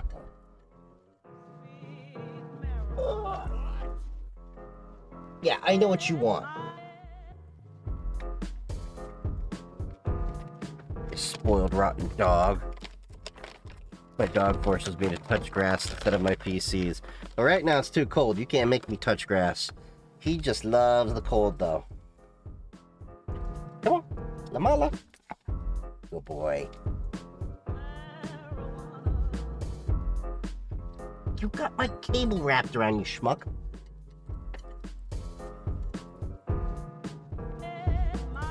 Yeah, my dude's half husky, so we're out in the snow earlier. Half husky, half English sheepdog is this guy. His older brother is Jack Russell and Red Heeler mix. So the older dog is like outside and then in. Headphones are sick. Do you like them? Yeah, I like them. They're Bayer Dynamic DT990s that I have custom pads on because the old ones were getting deformed. What? What? Do you want something? Do you just want attention? Is that what you want? He's a good boy. No, but it's funny to me that Google has age verified by email, but I got access to a video call with someone on Google, and they took one look at me and said, "You are old enough," and age verified me. I think another issue is the cloud. That's why Microsoft made a dumb decision to kill MCSA and MCSE. Oh, really? Forced everyone to learn cloud, but not every org uses the cloud. That is definitely true. There's a lot of organizations that are at least in the hybrid approach. Like where I work at, yeah, we have cloud resources, but a lot of it is still basically the cloud hosting things that could be localized.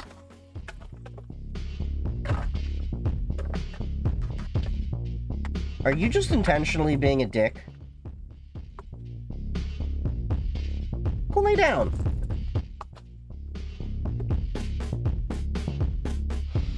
Mine's a Pomeranian Husky, and Bayer Dynamic are a good brand overall. Yeah. He's a good dog. It's snow outside, so he wants to, OUT all the time. Don't tell me you won the spelling bee and you know what that means.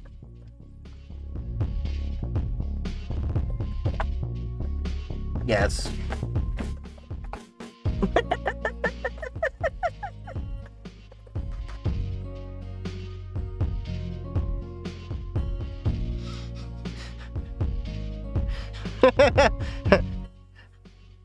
I'm not saying it.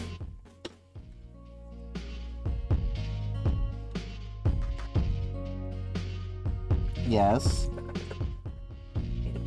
It's a good dog. Alright, let's at least get a couple videos in, and then if he's still bothering me, I shall take care of him. I don't know if it's just attention he wants, or if he's seen a squirrel. Nearly got burned in church. Is that because you found out you were the spawn of Satan? I'm sorry, the joke was right there.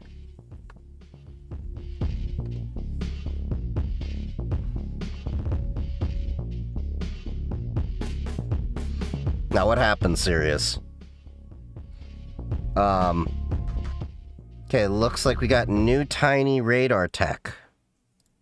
Sport here is using advanced radar technology. It can Evangelist reformers. Environment. Evangelists and are only possible because of this IC here. Something else. IWRL6432 radar sensor IC. This board goes from 57 to 64 GHz, uses 3 receivers and 2 transmitters. This makes it possible to see a phase shift between the received signals. And with this information, we can find out how our object is positioned in 3 dimensions. To use this thing, I hooked up the included breakout boards, I connected a USB to serial converter to the board, which I then hooked up to a computer. By using the given software, I flashed the newest firmware onto the radar and then started with the given examples. The range gets detected pretty accurately, as well as the motion tracking in the X and Y dimension. Interesting. The software works well, the board is great, all documentation is there. I'm pretty impressed here. I kind of want to throw it at my door to know if somebody's actually there. Because, I mean, like, you have, like, the doorbell alerts that I have where somebody, like, presses the doorbell or, you know, somebody may be there. But I want to know for sure people are there. More importantly, I want to make sure they're gone before I open the door just to my boxers to go get my food that was delivered. Some of you may have said that was TMI. Other people out there might have been like, I wanted to see that image in my head, and you're welcome.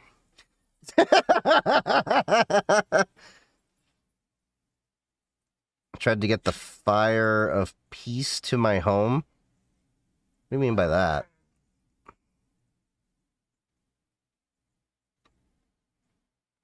Okay, what is this? Terraria on 49-inch ultra-wide.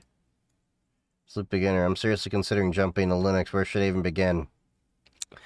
Install Linux on a flash drive or a virtual machine, play with it, see what you think about it. A flash drive will, of course, be slower than running it on your own disk, but the advantage is that you can use what's called a live USB, so you don't have to install anything to your system. It won't be persistent, so every time you reboot the machine off the flash drive, it'll come with a clean slate, but you can at least start getting an idea of how to use it. You can, of course, join the Discord community and the Matrix community. My links are in bio for that. There's a lot of people out there in my community that will be more than glad to help you on their path there. We've helped quite a few people. And the other thing I would say is don't get hung up on what people say about like, oh, this distro's the best or that distro's the best. Find what distribution is best for you. There is no, in the majority of cases, like general usage, there is no such thing as, the best Linux. Because you'll ask several different Linux users and they'll all give you different answers, but at the end of the day, the majority of components there are pretty much the same. The Linux kernel, the drivers you use, the applications you're going to be running. At the end of the day, the difference between a distribution is maybe how some of the files are organized, some of the pre-configured things out the box, the graphical user interface, and the package manager. But 99% of the things are the same across different distributions. You can give me any Linux distribution, and I will pretty much be comfortable with it in like 5 or 6 minutes. And that's not just because I've been using it for years, but that does play a role in it. But like once you get used to using Linux and understanding the generalities of like Red Hat Enterprise Linux types, Debian types, and all those other ones, you pretty much can figure out all the nuance between all of them. What's up, Bengali Antics? I'm having issues using Pac-Man Terminal. Am I using it correctly? Well, your first problem is that, you know, you don't touch grass enough because you're an Arch user. I'm joking. But, Arch is definitely an interesting use case. Not that I necessarily hate Arch users or Arch Linux or anything. But y'all are the butt of the joke. And at least y'all are good sports about it, too.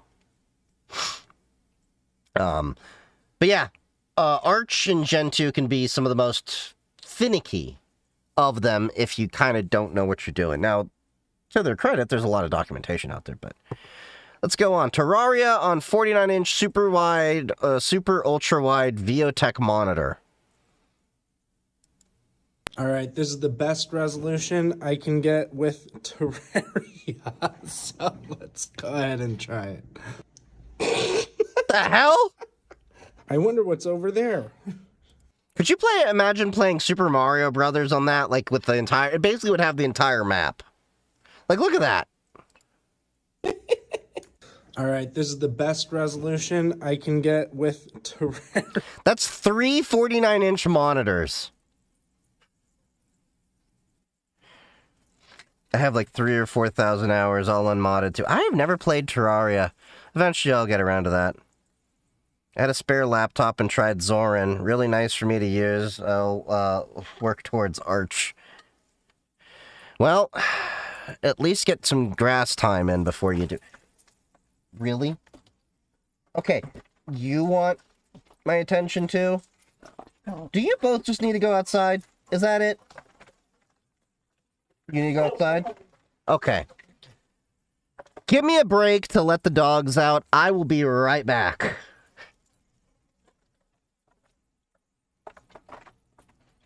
Alright, just BRB.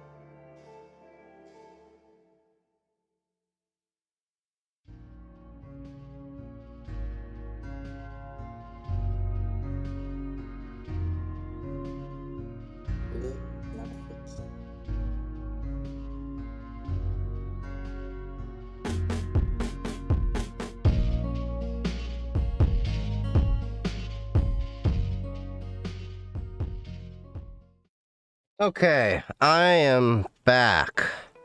Before we get back into the, regular videos to review on stream, I was checking the news while I was waiting for the dogs to come back. These are for me! God damn, you can have some pumpkin seeds, alright? Apparently there was a, shooting at a Hanukkah event in Sydney, Australia. Unfortunately, that happens almost every Jewish holiday. There's something that happens. That's the unfortunate state of the world we exist in. Wrong hand, schmuck. This hand.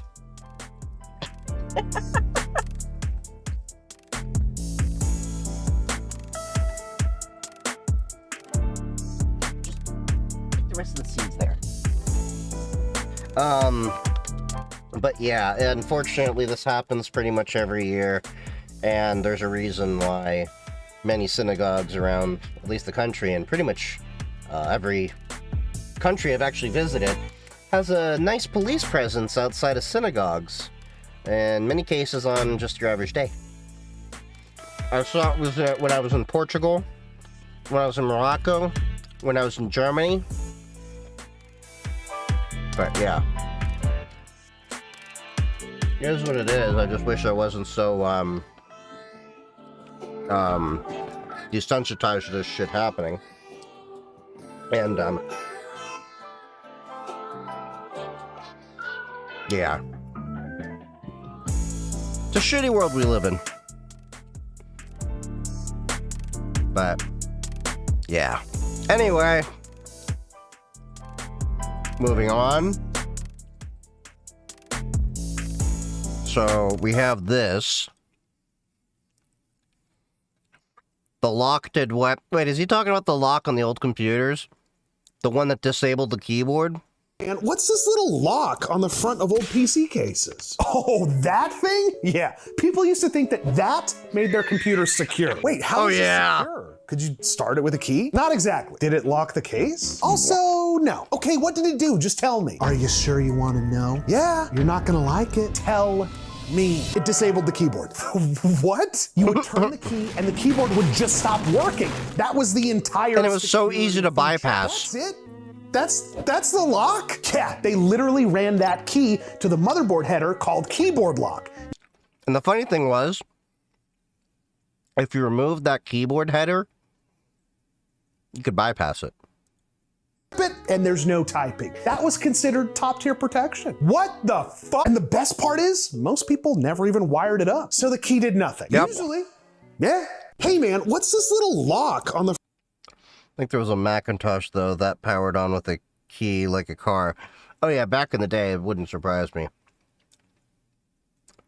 See, we got this, no panic button. Always glad to lend my expertise to a fellow craftsman. Oh, no panic button. I love that dude. Hey boss, I got a question about that human leather thing you did. Remember, you made it from the tit skin of that one cancer survivor? Oh god. Oddly, that was one of the many times I've had to tan human leather.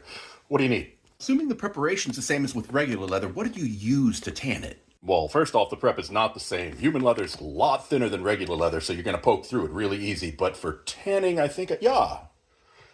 Here's what I used. I borrow that just for research purposes. I've got a friend that's a mortician. He wants to make a special gift for somebody. But how does this work on embalmed skin? Ooh, it'll still work on embalmed skin, but it's not going to be quite as supple. It'll be a little more stiff. Is that going to be an issue for the order? It shouldn't really. The mortician's making it for a lawyer friend of his, and he's just asking me the questions to make sure he doesn't mess it up. I'm glad he's doing his research, but why does a mortician want to give something made of human leather to a lawyer? A lawyer works for the DA as a special prosecutor for CSA, but the mortician wants to give him a special gift, a briefcase made from the skins of former PDF files. Oh, well, in that case, tell him he's going to want to use the skin off the back. Everywhere else is going to have too many hair follicles to really pick up the lust he's going to want for a nice shiny case. Hey boss, I got a question about that human... I approve of that, though.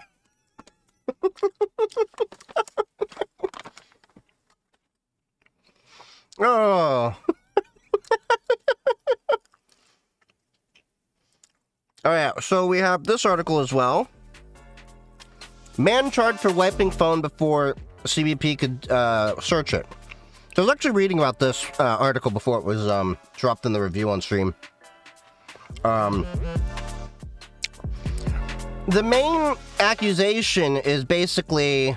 okay, this one's a paid article, but the main idea is basically there's a Google Pixel that he had. He wiped the data before they could actually search the device. Here's the thing. I couldn't remember if it was through an automatic setup where you could, automatically disrupt it, or, use the, on Graphene, you have the REST pin or something like that, where if you tell them to punch that pin in, it'll wipe the phone automatically.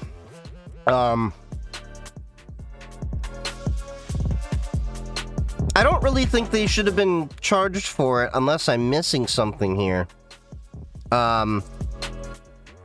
But allegedly, the guy was just an activist. Unless he's actually charged with something serious of a crime, like, let's say it's tied to CSAM. Okay, yeah, go after him. If it's tied to, something that actually violates the rights of another, okay, yeah, I could understand that. But if you're just trying to get access to his phone and the data of what he's actually been doing to contact journalists and other activists and such that are within his First Amendment rights, no, that's not good for me. And the problem is, with this current administration, they have done a lot of overreach in trying to penalize people, even for entering this country, whether you're a citizen or a foreign citizen. There's a lot of things I just don't agree with how the administration is going around that is unconstitutional and a violation of our rights. Okay, next. We got a few videos. I'm probably not going to watch all of them tonight because we do have stuff we need to do tomorrow. We have from The Weed Does Tech Stuff. RAM is just the beginning, why the 2026 tech cycle apocalypse will be different. So this is something I've actually been saying for a while, is that this tech cycle is going to be worse than the pandemic supply chain issues that we saw, which is why you saw me run out and get like all the hardware I was pretty much going to need for the next 2 or 3 years, hopefully. I did just have to bite the bullet and pay a little over, I think it was about $350 just to get 64 gigabytes of unbuffered ECC DDR4 memory for my server build. I goofed. I originally got 64 gigabytes of RDIMMs, but my server box only takes UDIMM, not RDIMM. So I have to return that and get another one for 4 16 gig sticks to get 64 gigabytes as opposed to 32s. It is what it is. And, spend double the cost of what I paid for originally for that 64 gig kit because of the timing. GPUs are now seeing the NVIDIA Superline is being delayed due to supply chain issues. NVIDIA's also no longer shipping the memory chips with the actual GPU processor to board manufacturers. They now have to source their own chips, which in a regular, non-EFT supply chain economy, that'd be a good advantage. That could allow board partners to actually potentially get better pricing. But that's not the case. And we're already seeing how DDR5 memory is shot up so high. I was planning to upgrade my system to an AMD Ryzen 9950X3D with at least 64 gigabytes of DDR5, preferably 128. But the memory alone has kept me from wanting to upgrade it, that I'm just going to clean this computer out. I was already planning to reuse the case. Clean this computer out, replace the power supply unit. I'm waiting for my cable mod cables, because I don't know if you really can see, but I have these black and yellow cables over here. I like to keep the theme. And I'm just going to repaste the CPU, because it's just not worth it to expense the money right now. And it's going to get worse. and it upsets me because this will gatekeep PCs to only people who can afford to pay the insane prices. Oh, it's going to be even worse than that. That's, I think, part of the reason why the Steam Deck, not Steam Deck, the Steam machine is not even giving their prices. We're going to potentially see a price increase in baseline PCs from OEMs, original equipment manufacturers. That's Lenovo, HP, Dell, as well as on the boutique vendor side, like System 76, Tuxedo Computers, MNT, all the Nova Customs, all those smaller builders, like even like the iBuyPowers and stuff like that. The prices are going to go up across the board, if you can get the parts at all. But what I am seeing is an uptick in people that are actually buying DDR4 memory systems, because AMD still has the Ryzen 5000 series. Like, I've been buying for all of my recent builds for LLMs and everything, because I just need a cheap CPU and, throw a couple of GPUs in there. I've been getting the AMD Ryzen 5500s for $70 at Micro Center, and then all I need to do is run DDR4. But we're going to probably see DDR4 manufacturing ramp down as well, because they're moving more to the DDR5 side. And we're going to see a lot of things constrained, because Micron is no longer going to have the Crucial brand, which is consumer-facing. They're only going to be selling to the enterprise side, and that includes, like, AI manufacturing and all that. They're going to shoot themselves in the foot, because I don't see this AI bubble lasting potentially more than 2, maybe 3 more years, because there is no way that the fundamentals of the finances is going to actually work. Micron is a Swiss company? No, Micron is actually a US company, as I recall. Let me double check that. Hold on. Micron HQ. Yeah, they're headquartered in Boise, Idaho. Yeah. Micron is a U.S. company. And the problem with that is that effectively, the U.S. now no longer has a consumer-facing DRAM manufacturer. There are 3 main manufacturers that, you worked on a machine from Micron made in Switzerland. Yeah, they are a global company, but they're based out of the U.S. But Micron so when you come to the 3 DRAM manufacturers, you have Samsung, SK Hynix, and you have Micron. Those are the 3 majority that basically took about 85-90% of the entire DRAM market. So effectively, we removed 1/3 of that from the consumer space.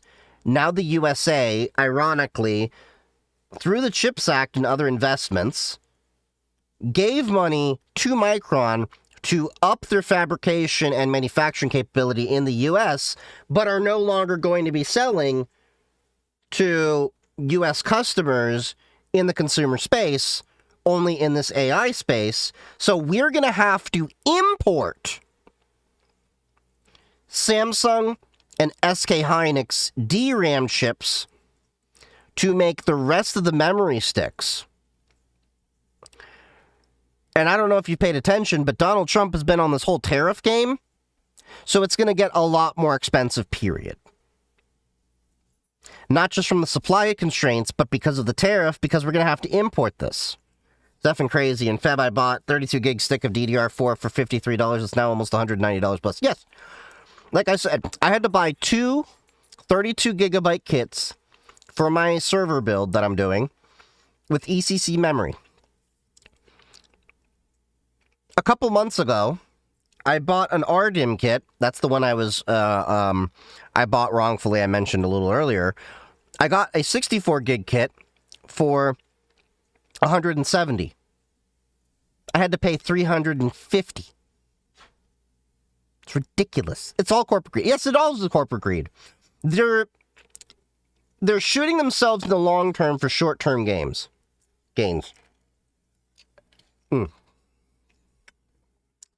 Maybe this will push developers to make more efficient software.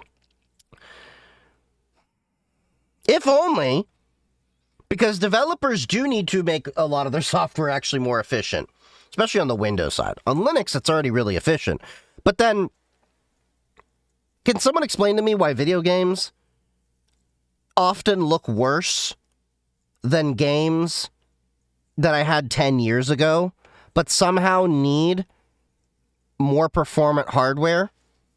Like, my 3070 here can barely do 30 frames per second with upscaling on Borderlands 4 in 1080p. It's a what do you call it, a shader cell or whatever game. And I'm going to basically have to have a 5070 Ti that I already am planning to install to get any decent performance with that on 1080p. That makes no sense to me. We definitely need optimizations. And Windows is definitely not optimized. They haven't focused on optimization in years. But anyway, let's continue on with the video.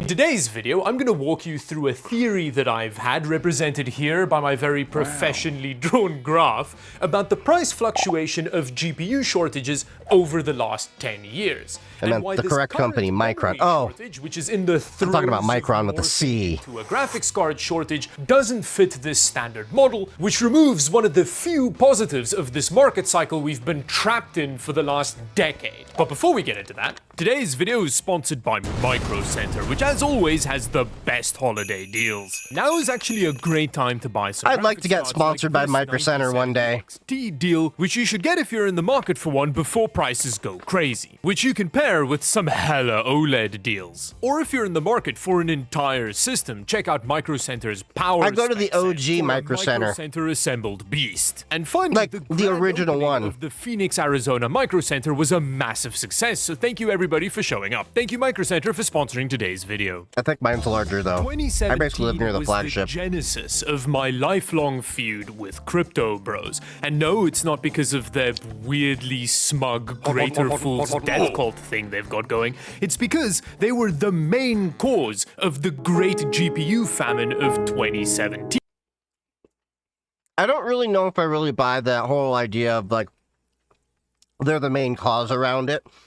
The reality was supplies were constrained for a while and they didn't want to ramp up because NVIDIA was always lagging behind demand for a while. That's just how it was. There were many factors, to say the least. And they're arguably the vector that infected Jensen with the money madness. In fact, I remember moving to Tokyo in May of 2017 to be professionally abused by small children.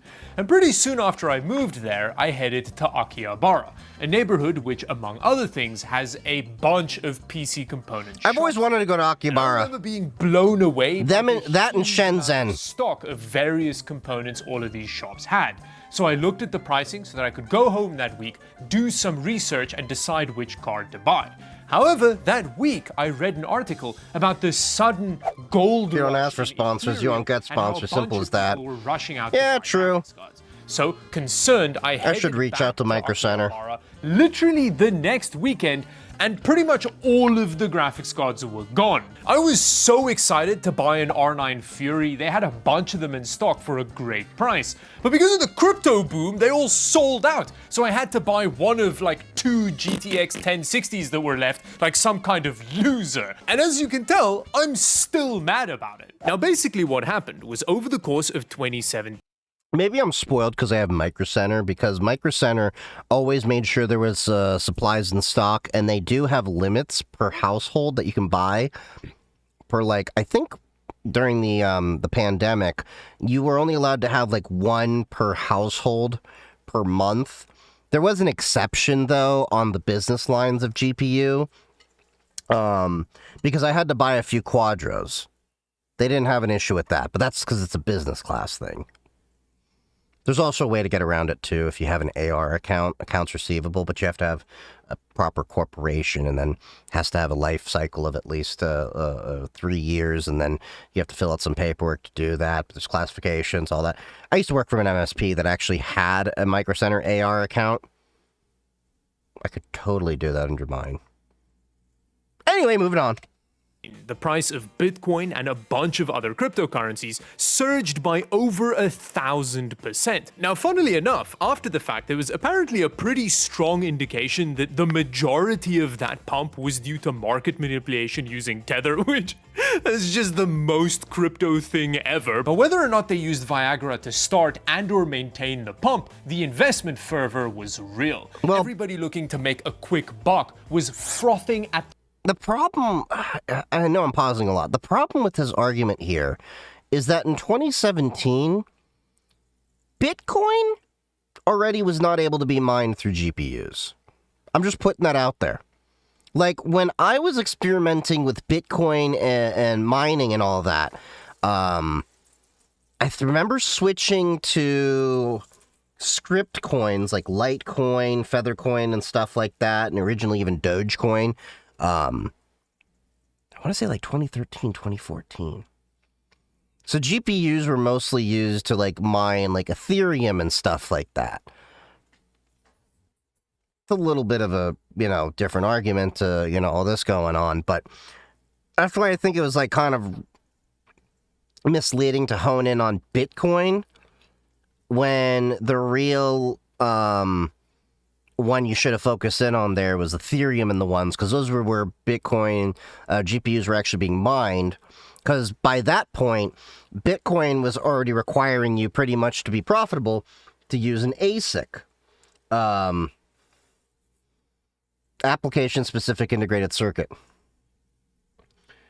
You can mine on a piece of paper, but it doesn't mine. It might be your internet, because I'm seeing no dropped frames, and TikTok seems to be working fine on my end, but TikTok always tends to have performance issues compared to Twitch, Kick, and YouTube, that I'm also simulcast to. Quadras are very nice to work with. Yeah, I like Quadras. Quadras are really, really solid number performers. They're number crunchers. They're solid. They're built for reliability and stability. If I had the money, I would totally buy a Quadro and put that in my workstation instead of a 5070 Ti, but the price difference for getting a comparable one is a few $100 to $1,000 more. And if I seriously had the money, I would probably drop 9Gs on the NVIDIA RTX 6000 Pro Blackwell, which is the most powerful GPU that they have with 96 gigabytes of VRAM. That would be I don't think I'd throw that in this machine. I'd throw that probably in an LLM box and then be able to do like Code Llama 70B and stuff like that in my own private LLM box that I'm building, but that's a whole other story. But even if I had that kind of money, I'd probably spend the same 9Gs on 2 NVIDIA DGX Sparks, because it's a bit more cost-effective there, but it's not as performant. But rabbit holes.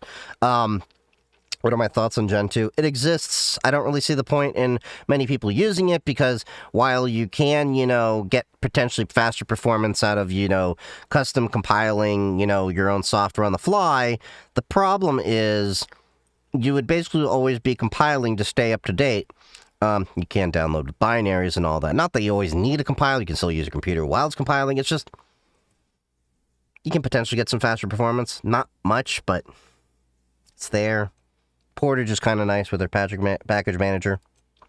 Anyway. For crypto. And this happened to coincide with a time where the GPU mining profitability... Okay, so he does show Ethereum. ...through the roof. There we go. Everybody was rushing out to buy every GPU they could get their hands on so that they could shackle them down in the mines. Which obviously led to massive GPU shortages. No Fury... One virtual PC with 120 gigabytes of RAM and a Quadro GPU. Yeah, I can believe that. Occasionally get I'd like to do that too. At MSRP. And I managed to snag a GTX 1080 in September of 2017, a card which I still have. I may have a little bit of a hoarding problem. However, if you don't just... The 1080 is still a good card. Long-term memory, the GPU famine lasted... You're going to add Sora to your local LLM. The price of I would be using Open Sora, but maybe. Started cratering from about January of 2018, and by halfway through the year, the GPU prices had started to stabilize. And suddenly, crypto mining had lost its luster, at least for for now. So the crypto miners tried selling all the GPUs that they snagged from the mouths of hungry gamers. From famine to feast, suddenly there was an abundance of used GPU deals. There was also that supplies had picked up, and Nvidia had also tried to make their own like GPU specific versions that were headless. Repeat in the second great GPU famine. Now, unfortunately, we didn't have to wait long for our second great GPU famine, which struck in 2020. And this one was a real doozy, because this time around, not only did the aforementioned crypto Jawas get another shot at a mining gold rush, but we were also in the throes of a generational pandemic, which for several reasons, including everybody making it rain with their stimmy checks and factories being closed, led to a massive chip shortage. And this combination was devastating for PC gamers. GPU stock took years to recover. It all started around when Nvidia... I hear those AMD 7900s are pretty good too, but I need a CUDA. It is beautiful. Gamers were salivating at this announcement. Nvidia promised us massive performance gains per dollar, and we all thought Nvidia was finally making up for the half-chewed-up raccoon roadkill that was the RTX 20 series. Yeah, I didn't remember wanting to get the 20 series.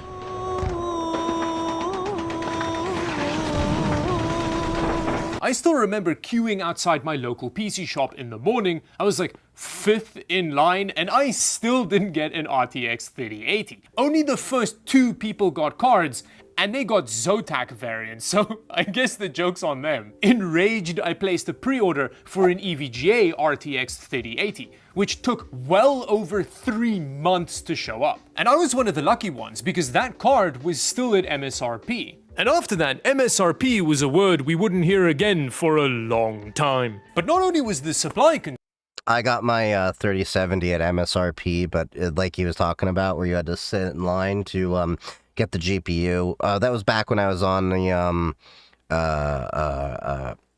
speaking terms with my dad. My dad actually did do a nice thing. This is before like his mental health really declined fast to the point that it was unsustainable for me, and I was actually getting abusive threats and stuff like that. There's a whole thing. I had to get a restraining order and all that. We're not going to go down that path. But anyway, back when he was, you know, on decent terms with me, he did do a nice thing. And I mentioned I need to get this GPU for my workloads and stuff. He actually went to Micro Center like at 7 o'clock in the morning, brought a lawn chair basically, camped out there, did his phone calls and business remotely from the line. About 11 o'clock, he texted me and he's like, which GPU did you want? They have this and that. And I remember the 3080 was just a little bit out of my price range, so I got the 3070. And that's the 3070 I have here. And I didn't have my brand choice. I would have preferred a Gigabyte. I like Gigabyte cards a lot more. They have solid capacitors and VRMs and all that. I think they do a good job with their quality. But this Asus one has held up pretty well. But yeah, I remember the problems here. Like I mentioned before, the crypto Jawas were in the midst of another gold rush. So scalpers would use bots to buy up every new stock drop of GPUs and then immediately resell them to crypto miners who were willing to pay thousands of dollars for GPUs because they were just going to shackle them in the mines. So the expectation was that they were going to make all that money back. Because that's the thing, this wasn't even an isolated issue with graphics cards. This was I was so happy when scalpers got their ass handed to them when the market flooded. Lasted way longer than the one in 2017. Prices only returned to MSRP in mid to late 2022. And because of the massive scale of crypto mining in this period, when the hash rate collapsed and the prices hit MSRP, the used market was suddenly flooded with GPUs that the miners were trying to get rid of. However, despite this period of surging used GPU stock, which meant you could find a good deal if you knew how to look for one, the new GPU market is still pretty butt cheeks. The last 2 generations of GPUs have been lukewarm at best, which is at least in part due due to the fact that Nvidia has found a new customer with pockets deeper than the Mariana Trench, which brings us to the memory shortage of today.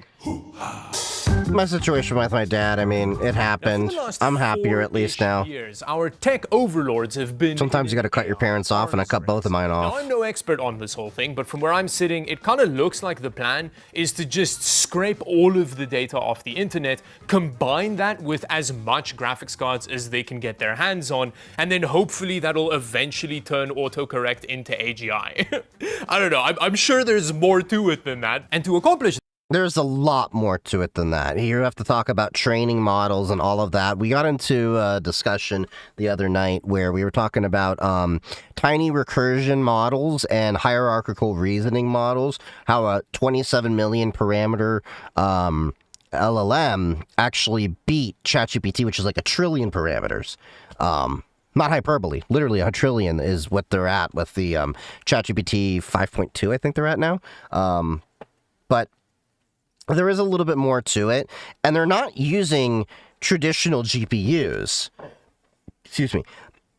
If they are, they're using the Quadros, which would be out of touch for you as a consumer anyway in most cases, because, like I mentioned, that RTX Pro 6000 Blackwell with 96 gigabytes of VRAM is kind of where they look at for that kind of stuff. That's $9,000 at Micro Center. They have them in stock. I've seen them. They're nice. I would like one, but if I had $9,000, it'd probably go towards bills and paying down some debts. Priorities. Anyway, they're actually using NVIDIA H100s, H200s, and stuff like that. There are these different boards that are a lot more powerful, and these systems are like the amount of a car.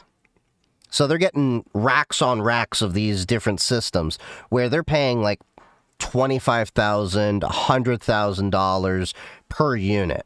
These are not cheap units. They are not GPUs in the sense that you and I use a GPU. They are more of a GPU setup, a general purpose graphics processing unit, where you can actually use graphics processing. So for a lot of people that don't understand, basically, the reason why a GPU is so coveted for a lot of processing is because where you talk like an x86 CPU and you're like, oh, you know, I like my 5950X. It's got 16 cores and 32 threads. It's good for parallel processing, but a GPU is super powerful for parallel processing because you've got thousands of CUDA cores that can do all that processing simultaneously.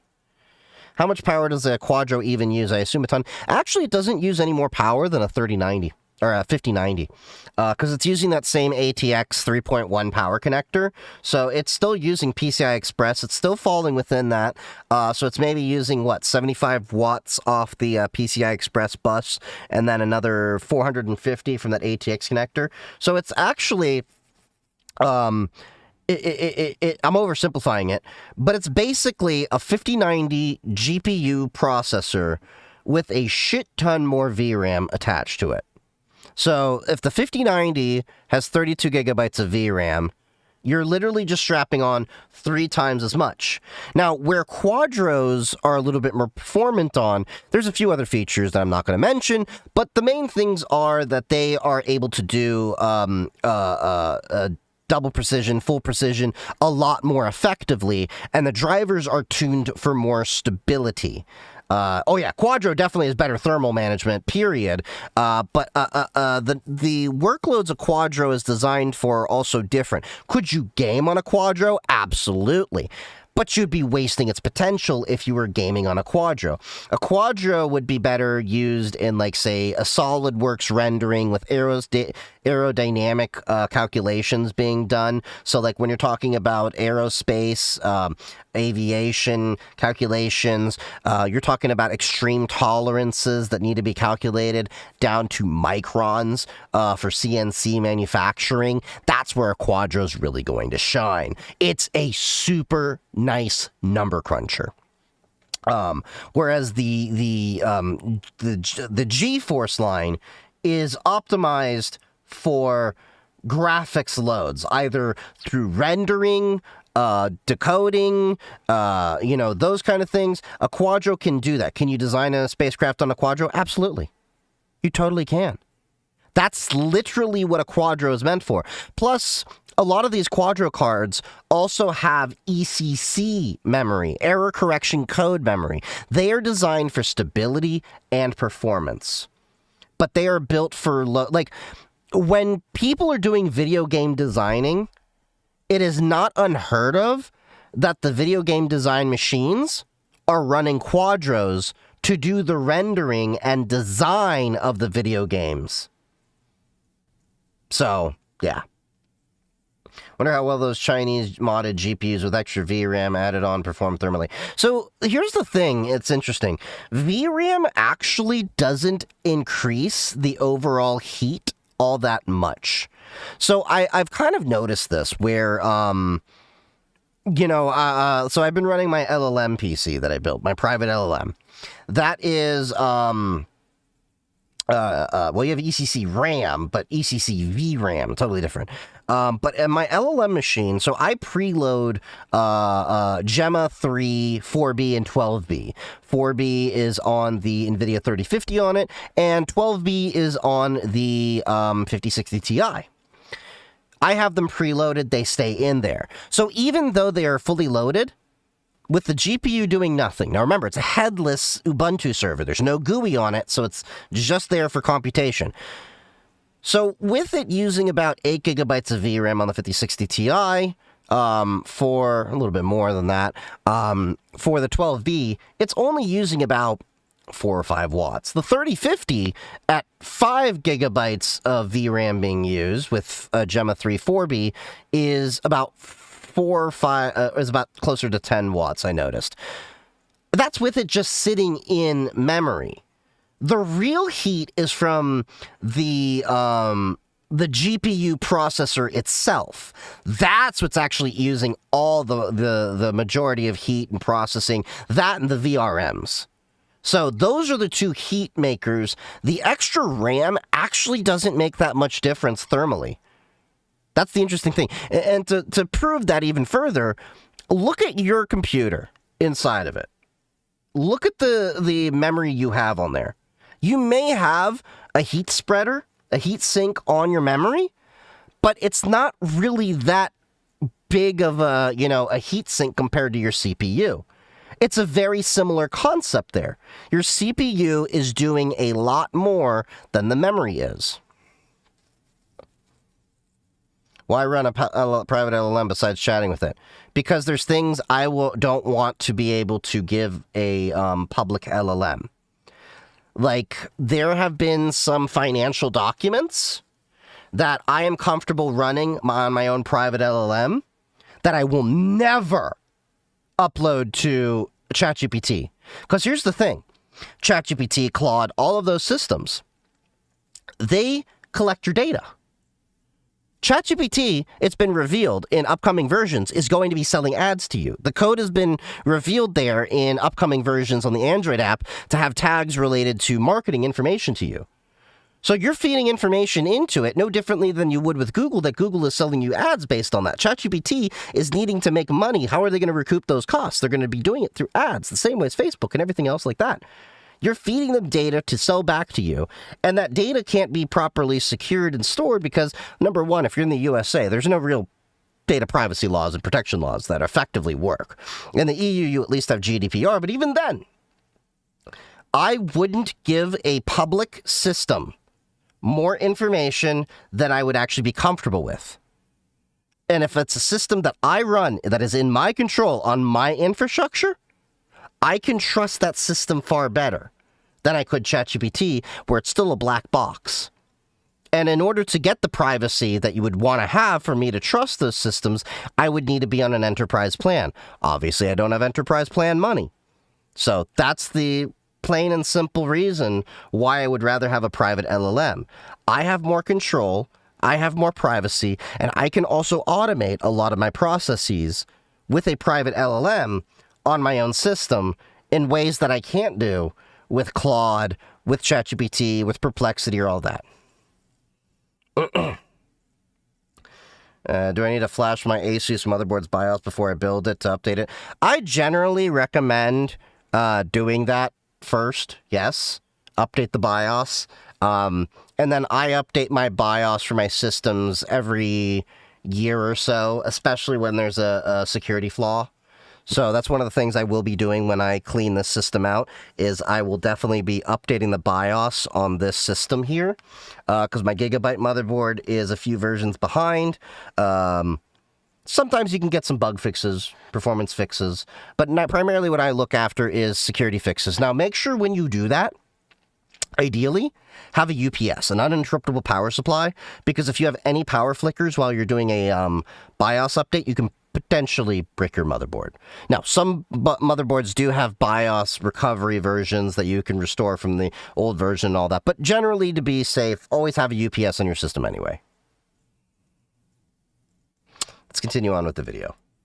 Of course, we need to turn the entire world into a data center filled with NVIDIA GPUs. Now, interestingly, to feed this growing monster, the part of the supply chain that gave out first isn't the one I was expecting, which is the graphics card bit of the supply chain, it's the memory bit. These data centers need huge amounts of memory to store all of our scraped data on, and that's why you now have to spend $1,000 to get like 32 gigs of RAM. Now, unfortunately, graphics cards also use memory, so this current memory shortage is inevitably going to turn into a GPU shortage very soon. So we are potentially on the verge of going into another full-blown GPU famine, all so that we can get generative AI videos of Nintendo characters committing highway crime or whatever. Mario's aflamed! Woohoo! And this whole situation is different to the previous two GPU famines in two key ways. The first one is that gamers' competition is way more terrifying this time around. Previously, we were competing with crypto Jawas who were willing to pay a lot more for graphics cards because they were expecting to earn more money off it. But their spending power is an order of magnitude different to like Google's spending power. So this time, it's less that we're competing with Jawas and more that we're competing with the Empire or... Google isn't the main one you're worried about. It's actually OpenAI. OpenAI is the worst one. And OpenAI, they're running on unicorn and fairy dust. Unicorn horns and fairy dust. Because it's unrealistic. If you ever looked at their business model, I think last I checked, they're running a deficit of $104 billion per year. I could be wrong. But I know it was a deficit of billions. Whatever the Empire's equivalent of Raytheon is. Because of course all of these manufacturers would be way more willing to sell tens of thousands of GPUs a time to these massive companies at like $50,000 a pop. Well, it's not really GPUs so much as tensors. See these HD100s? They're not necessarily GPUs. They're a whole different class of things. Gamers who rightly complain about spending $800 per graphics card. But that's not the main difference. I will say, when the AI market collapses, I totally want to get one of those H200s or H100s secondhand. For a market which is infamously volatile, so it meant that when that market eventually crashed, there was a bunch of consumer products that they could sell back to gamers for way less money. Whereas this time around, the insatiable demand that's swallowing up all of the supply is in enterprise hardware. So when the whole AI kerfuffle eventually blows up, we're not going to get consumer GPUs to game on. But I will get a nice one for my private LLM. Out of the infinite piles of discarded H100 GPUs. There's not going to be a massive surge of used consumer graphics cards for us to buy up. But there's going to be a lot of home labbers like me that are going to go, gimme, gimme, gimme! Like, seriously. I will gladly drop a G or two on used H100 and H200s. If I can get a couple of those bad boys, make my own private LLM server with that, and run Code Llama 70B on one, and then run another thing on another, maybe get Open Sora. Because, like, as it is right now, if I could get a GPU with 32 gigabytes of VRAM, that'd be perfect. But that's only a 5090. I ain't spending 50-90 money.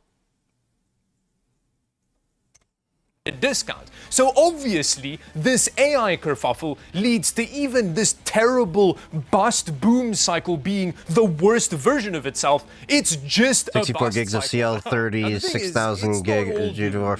A lot of these didn't realize till now I scored a bargain. Yeah. So as long as all Crypto Llama, how you doing? don't abandon the consumer market, prices should come down, although this is a long process. Unless something drastic happens, this shortage could last into 2028. David's opinion time. Although obviously this entire video is my cockamamie opinion and under no circumstances should you take it seriously. The way I see it, there are 3 possible timelines along which this situation Cyberpower bricks, 250 Australian dollars in bad. AI kerfuffle just blows up in the next couple. So this is the graph that I've been referencing in a lot of videos. Just built a new computer, so that was fun. Last one was 2019. Yeah.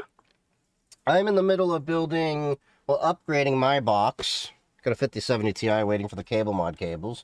I got a Xeon D server to upgrade my firewall, turning my old Intel Atom Server Edition server into my logging sim and Docker server. I got 64 gigs of DDR4 ECC coming in for that. And then I got to build, I built my LLM server, so I got to bring that downstairs. Got to build my second LLM server when I get the GPU out of here, playing around with moderation LLM stuff. Then I got to build my TTS server. So there's quite a few things I'm building. But yeah, it's nice building a desktop. It's fun. I miss doing that. I don't do it nearly as much as I used to. I used to build like several desktops a week at one point. Months, data center demand disappears overnight, freeing up some memory for us to buy. You said get it and did. 40% off. Yeah, good sales right now for the holidays. Prices are going to spike over the and it kind of next year. Evens out over the next 2 years, bringing prices down for us. Although apparently memory manufacturers are optimizing to not accidentally oversupply on the other end, so I don't know how likely this scenario actually is. However, there's also a worst case scenario, which is that the data center fervor keeps increasing to an extent where the memory manufacturer's supply can never catch up with demand, and we just will never ever be able to. You still need to build an LLM. Check my GitHub. I have a project called Franken LLM that'll make it easier to build and deploy one. Sets up Open Web UI and allows mismatching GPUs for NVIDIA. I've been working on my GitHub hard. Will be the least of our concerns. So, you know, there's some silver linings. Oh God, I just hope that if there's probably a few projects you like in there, that it just immediately understands the injustice and then turns on them. I'm actually working on a LLM that will eventually read my sim that I set up for me to analyze the logs. And then I worked on a custom pfSense Suricata Eve JSON forwarder for my logs to go to Logstash and OpenSearch, and then I can plot that in Grafana. I got that all on GitHub along with other stuff. I even made a bot to make Yo Mama jokes using LLM. Okay, so having laid out 3 potential visions of the future, which one do I think is the most likely? Now, I'm a little bit of an optimist, and honestly, we've been watching OpenAI circle the drain for the past 2 years, and it really feels like they are gasping. See you later, Crypto. Nice chatting with you. And considering that I should hit you up on Signal later. We'll catch up. $1 in data center payout money, they might be the domino that takes this entire thing down. Oh, they will be. All I can say is I'm real happy I'm not. Google has leapfrogged OpenAI so hard. Eventually go yep, under, same number for me too, Crypto. Convincing argument isn't inevitable. I'm sure Nintendo's lawyers are gonna take him out back and torture him for as long as his frail. Yeah, OpenAI I think is feeling the heat right now because Sam Altman announced that they were on code red for OpenAI because Google is beating them. Gemini is getting better than ChatGPT. I don't know if you've seen me use Gemma 3B or Gemma 3. I'm going to pull that up, actually, on my local box over here. Give me 1 second. I still haven't changed the IP because I haven't put it over to the VLAN that I built for the AI server. I'll do that when I bring it downstairs. But, tell me about the American Revolution. Okay? We'll do this with Gemma 3 4B. This is running on my NVIDIA 3050, just so you all know. So a mid-range, slightly older generation GPU that anyone can have access to. This will work on anything with 8 gigabytes of VRAM, possibly even 6. Look how fast that is. That's on my local LLM box. And this is telling me about the American Revolution here. And I can have that read websites and summarize things and all that. So, this is running Google's Gemma 3 open source 4B, which is one of the smaller versions of Gemma 3. The larger version, 12B, tell me about the American Civil War. It's going to be slightly slower. This is running on the 5060 Ti. This one takes a little bit more VRAM. So this one runs a little bit over 8 gigabytes of VRAM, but you see how fast it is. And this is running locally, on my network, on my own system. Like, look at that address right there. So 192.168, okay? That's my box. And of course, 12B is a lot better than the 4B. Like, let's compare. So, like, this is the 4B about the American Revolution. This is the 12B on the Civil War. And it even gave me sources and citations for each, too.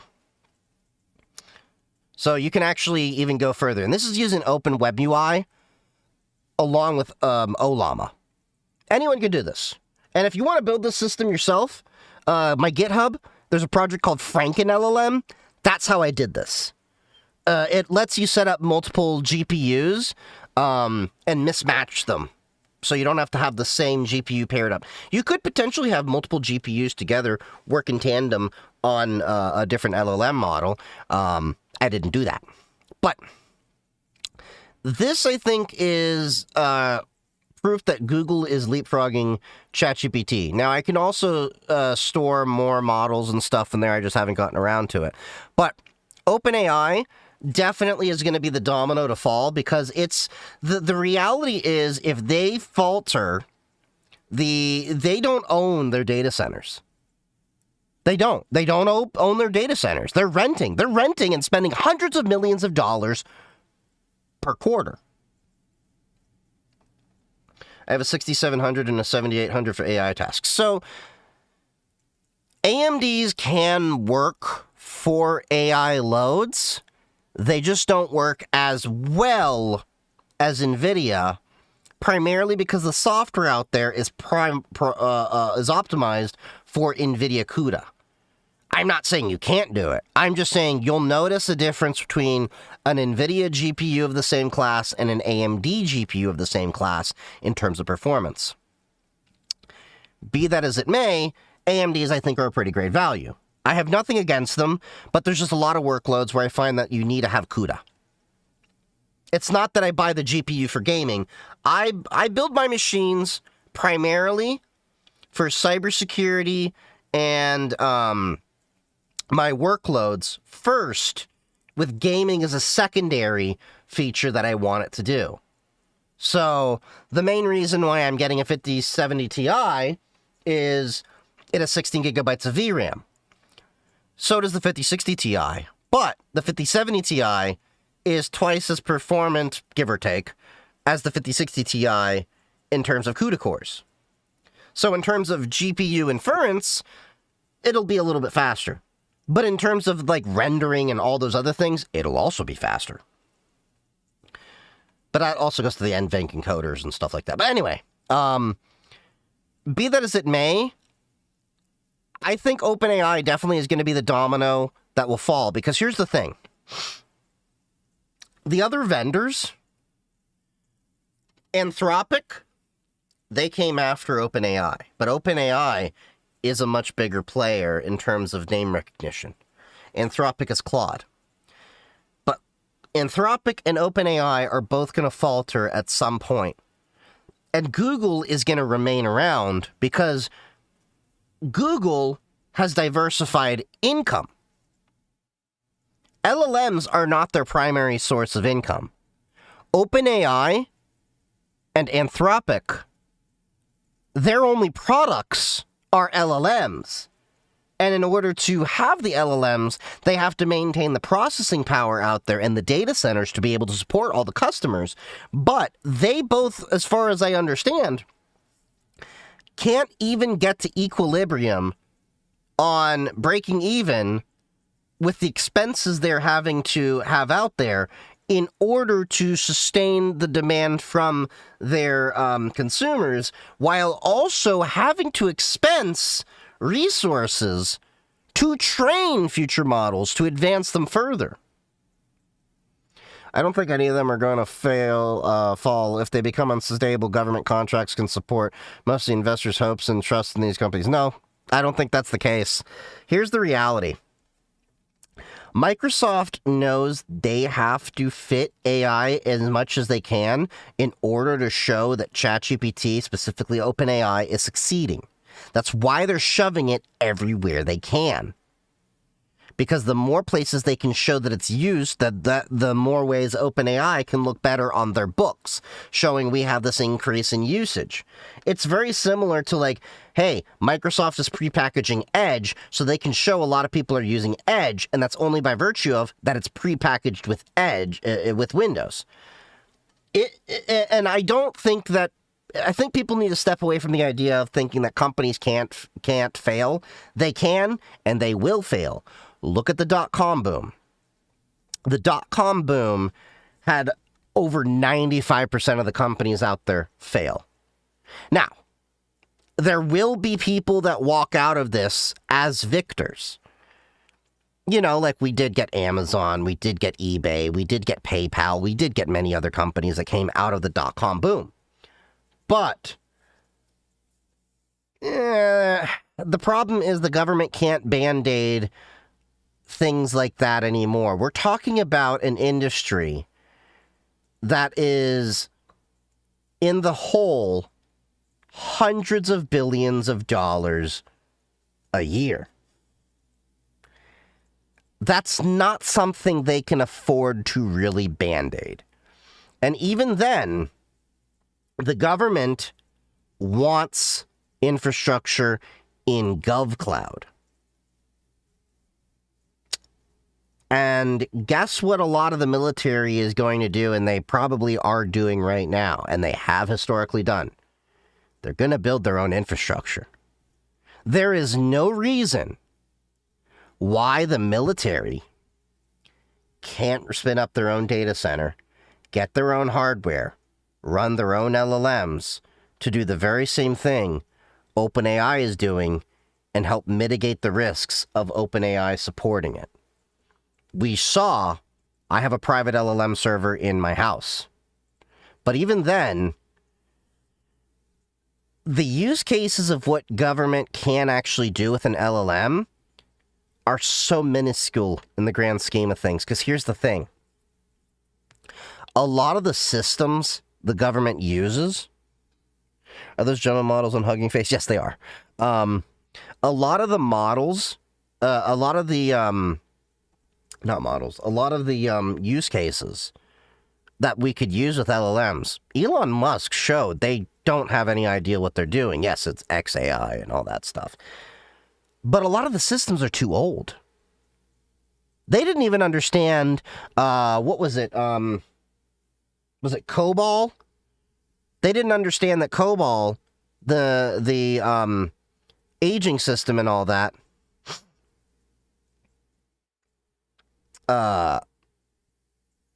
they didn't understand that. A lot of these systems are too old to interface with new systems reliably. We saw how they tried to overhaul many different systems that were still running on old mainframes, which were running virtualized versions of these COBOL systems and breaking things. In order for the government to properly be able to use LLMs as it exists as a service, they would have to overhaul a lot of underlying infrastructure, which, to be fair, needs to be done anyway. But that alone will be a process that's going to take over a decade to get done. That's the problem.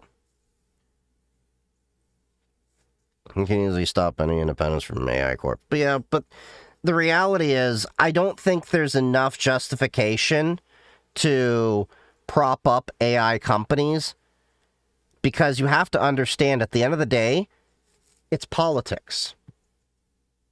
The average everyday person can understand why we should bail out auto companies, not necessarily that they can agree with it, but they will understand why, as to oppose these AI companies. That's a harder pill for people to swallow, because there is a lot of negative sentiment towards AI companies from the average voter than there is towards an auto company or the other companies that had to get bailed out over the years. That, I think, is the deciding factor. And that's also why you're seeing a lot of, people not trying to be Republican or Democrat here, but a lot of Republicans are resigning right now. I think the last count was like 20 or so, because they don't want to be tied to the policies going on right now and lose their elections trying to push whatever agenda is going on from Trump. There's a bigger picture here at play. And they see that they're not very popular right now. Trump is going on a whole, tour, basically, calling affordability a hoax. That's not hyperbole. Go look it up.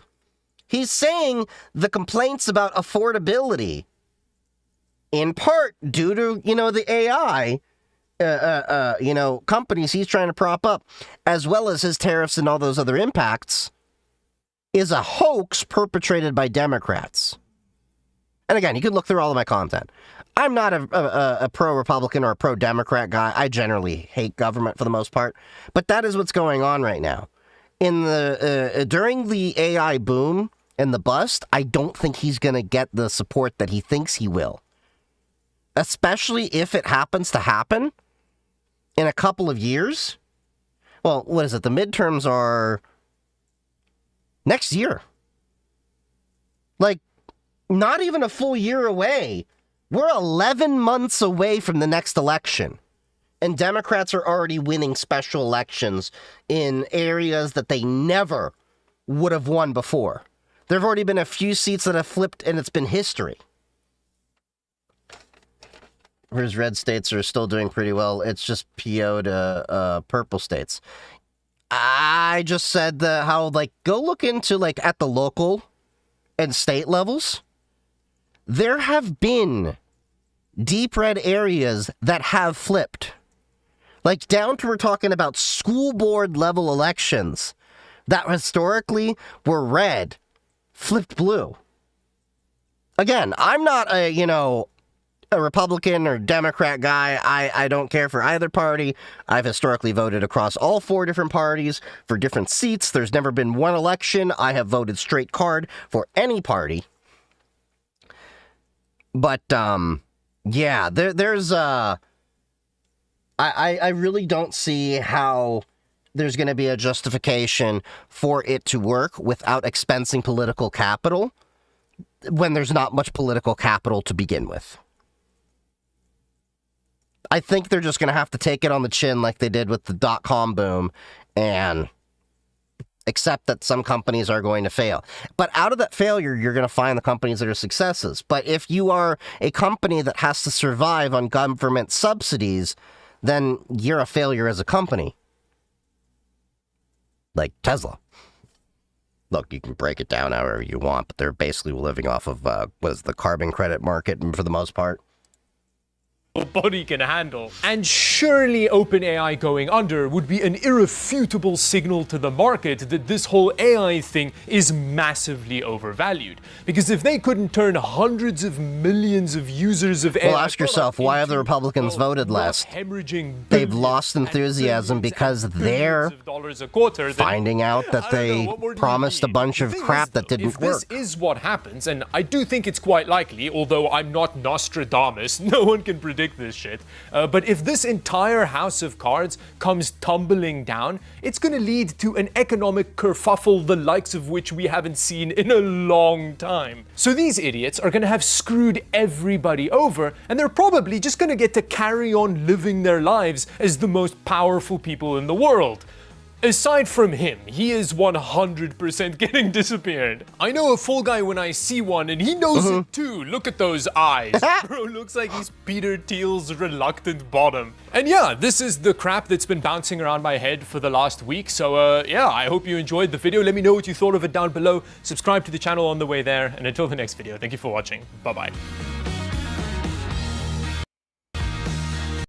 Yeah, pretty decent video. Not saying 100% correct, I'm just saying it's hard to be certain for sure. Okay, so I can't be 100% correct either, but there is one thing that I did study besides technology when I was in college, and that was political science. I've been analyzing this on the side for a while.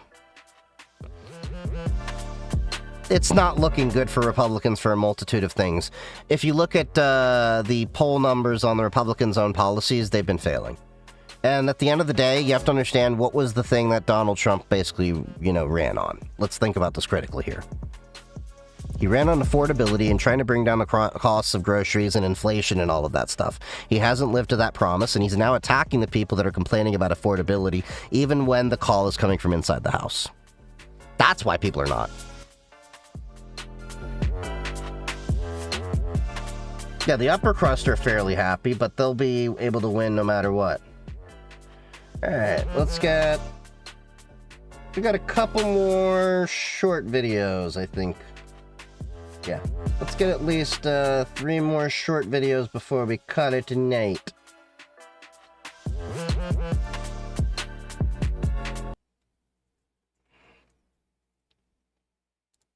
Remember how Micron just completely ditched us consumers so they could only sell to AI data centers? I'm totally not salty, go chase your money, but what they did next, that I am salty about. Just days after announcing the Crucial brand is dead, Micron had the audacity to put up a Crucial booth at a Comic-Con over in India. They're literally set up to try to sell their RAM and SSD. What? Now, before I absolutely lose my mind, let's think about this logically. The Crucial brand isn't officially dead for a couple more months. They probably still have a ton of inventory that they're trying to get rid of, and they probably signed up to be a booth at this Comic-Con. I mean, yeah, that makes sense, but still. I don't give a about any of that. Trying to sell products to PC gamers after you just announced that you're ditching us? Man, get out. I mean, are there disclaimers at this booth saying you should buy our products, but just know we're going out of business soon? If they're making so much money by only selling to AI data centers, why don't they just offload their DDR5 inventory in giveaways or something for our community? Get out of Comic-Con. Go find an AI trade show with robots walking all around there. Remember how Micron...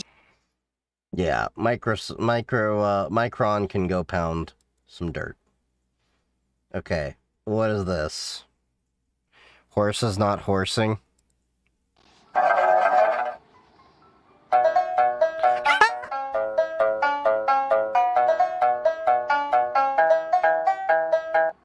What the hell? That almost sounded like Thunderstruck. Okay, web GPU rollout. What's this?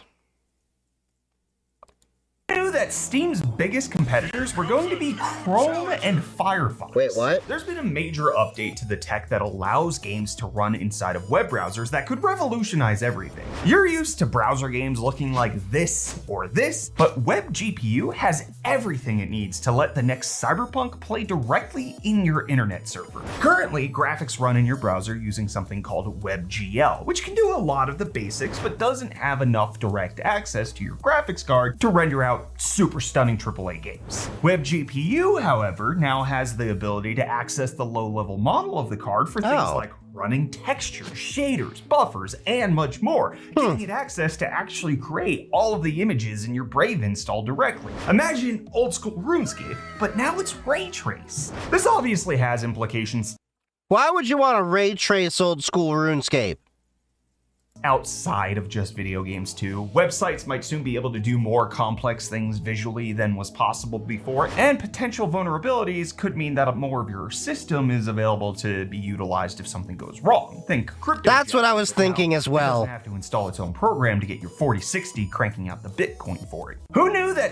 Technically, it didn't have to do that period because there was a way, like, I don't know if you noticed, like, the piratebay.org and a few other sites actually can use your GPU to do mining for their stuff while it's on the website. That's been a thing for years. Yeah. All right.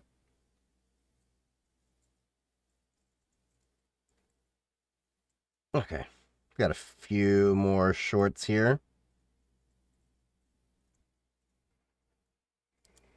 God, everyone, Amazon's doing another greed. The Bezos Alexa microphones we all willingly put in our homes are starting to drive people a little insane, particularly because of the ones with the screens, the Echo Show line of devices. Okay. Seems like a good idea having a voice assistant with a display that you keep in the kitchen that can either show recipes or family photo albums, but recently people have been complaining about their paid devices slinging them straight up ads. Wiretap. Ugh. See you, Inebriated Hedgehog. Thanks for hanging out. So this is actually one thing I've been concerned about, because I've never liked Amazon Echo or any of those little devices for many reasons. But I thought about setting up Home Assistant, but I would want to set up Home Assistant with an LLM to do my own processing for my requests locally. So if I could possibly tie that in and do the same exact thing, I think that'd be a winner for me. I'll eventually get there, but I got so many other base foundation things I need to build before I get there.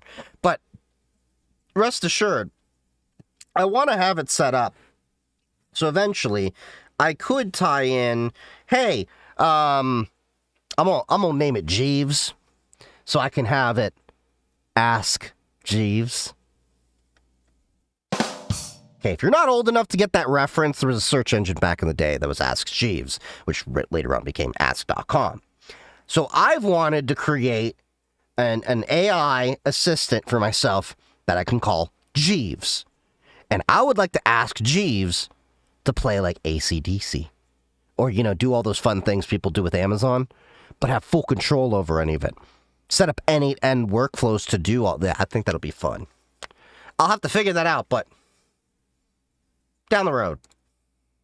Multiple people have now reported that despite their Echo Show being set to autoplay photo galleries when not in use, they're being served advertisements in their own homes on doodads that weren't previously doing. While Amazon itself hasn't commented on the issue, they have been confirmed to have been playing around with the tolerances of Echo users regarding intrusiveness, going so far as to take the distance of the viewer from the device into account, and even weighing the idea of putting them in verbal conversation users have with Alexa. Watch out, everyone! This is why I don't trust Amazon for a lot of that stuff. I don't trust devices I can't have full control over, because they can do that kind of jazz. Let's get at least 2 more shorts in after this. Reputation up, maidens down. What is this? I can't stop thinking about a wizard version of that one GTA clip. Ah, screw you. Bro, don't hate me because I got a grimoire. Maybe if you got rid of that ICAST fireball looking ass haircut, you get some maidens on your staff. Or, better yet, Shadowheart would summon you by scroll. If she ever stops messing with that paladin or ranger she keeps laying with. Wizard. What? I can't stop thinking about a... Oh.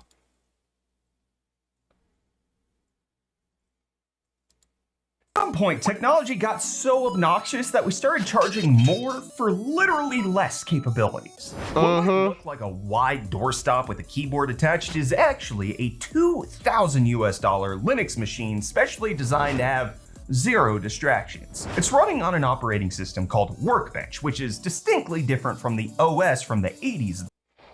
The Calligra C100? Alright, I'm gonna have to look this up. Calligra C100. Okay, let's continue. Nate, it has a Ryzen 9 7940HS, 96 gigs of solid diamond, oh damn, DDR5, and it claims to filter out any ads, shopping, or entertainment functionality to keep you on the straight and narrow, locked-in tech bro grind set for the entirety of your workday. The C100 developer terminal is being sold by a company called Calligra, and it honestly does feel really reminiscent of something like an old school Commodore Amiga. Does it have mechanical keys? Modern hardware on board. It definitely seems like a high quality product and all. It's got a full metal chassis and tactile low profile mechanical. Ooh, nice. It does baffle me that they decided the number pad should go on the left hand side of the keyboard. I mean, that irks me. I'm left-handed and I use the numpad on the right. At some point, technology. Yeah, so let's take a look at this little guy over here. So this is it. But yeah, he's right. What the hell? Why? What the hell is this format over here? Like, why is the enter key farther out than the rest of this? This makes no sense to me. Why do you have the dead space here? Why couldn't you just move the arrow keys and stuff? So it's a Ryzen 9 7940HS, decent CPU, 8 cores, 16 threads, but I think that's a mobile CPU. 96 gigabytes replaceable DDR5 memory. So does that come with 96 gigs, or is that, you know, okay. Built to run Workbench. I'm gonna have to look that up. Bead blasted. Okay. Computers for experts.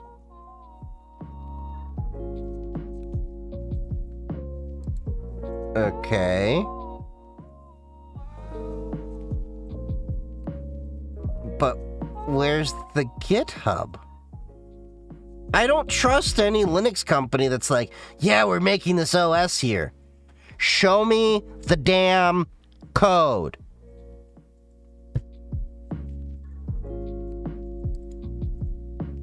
Pre-orders are open. I wonder how many people are actually, I don't know.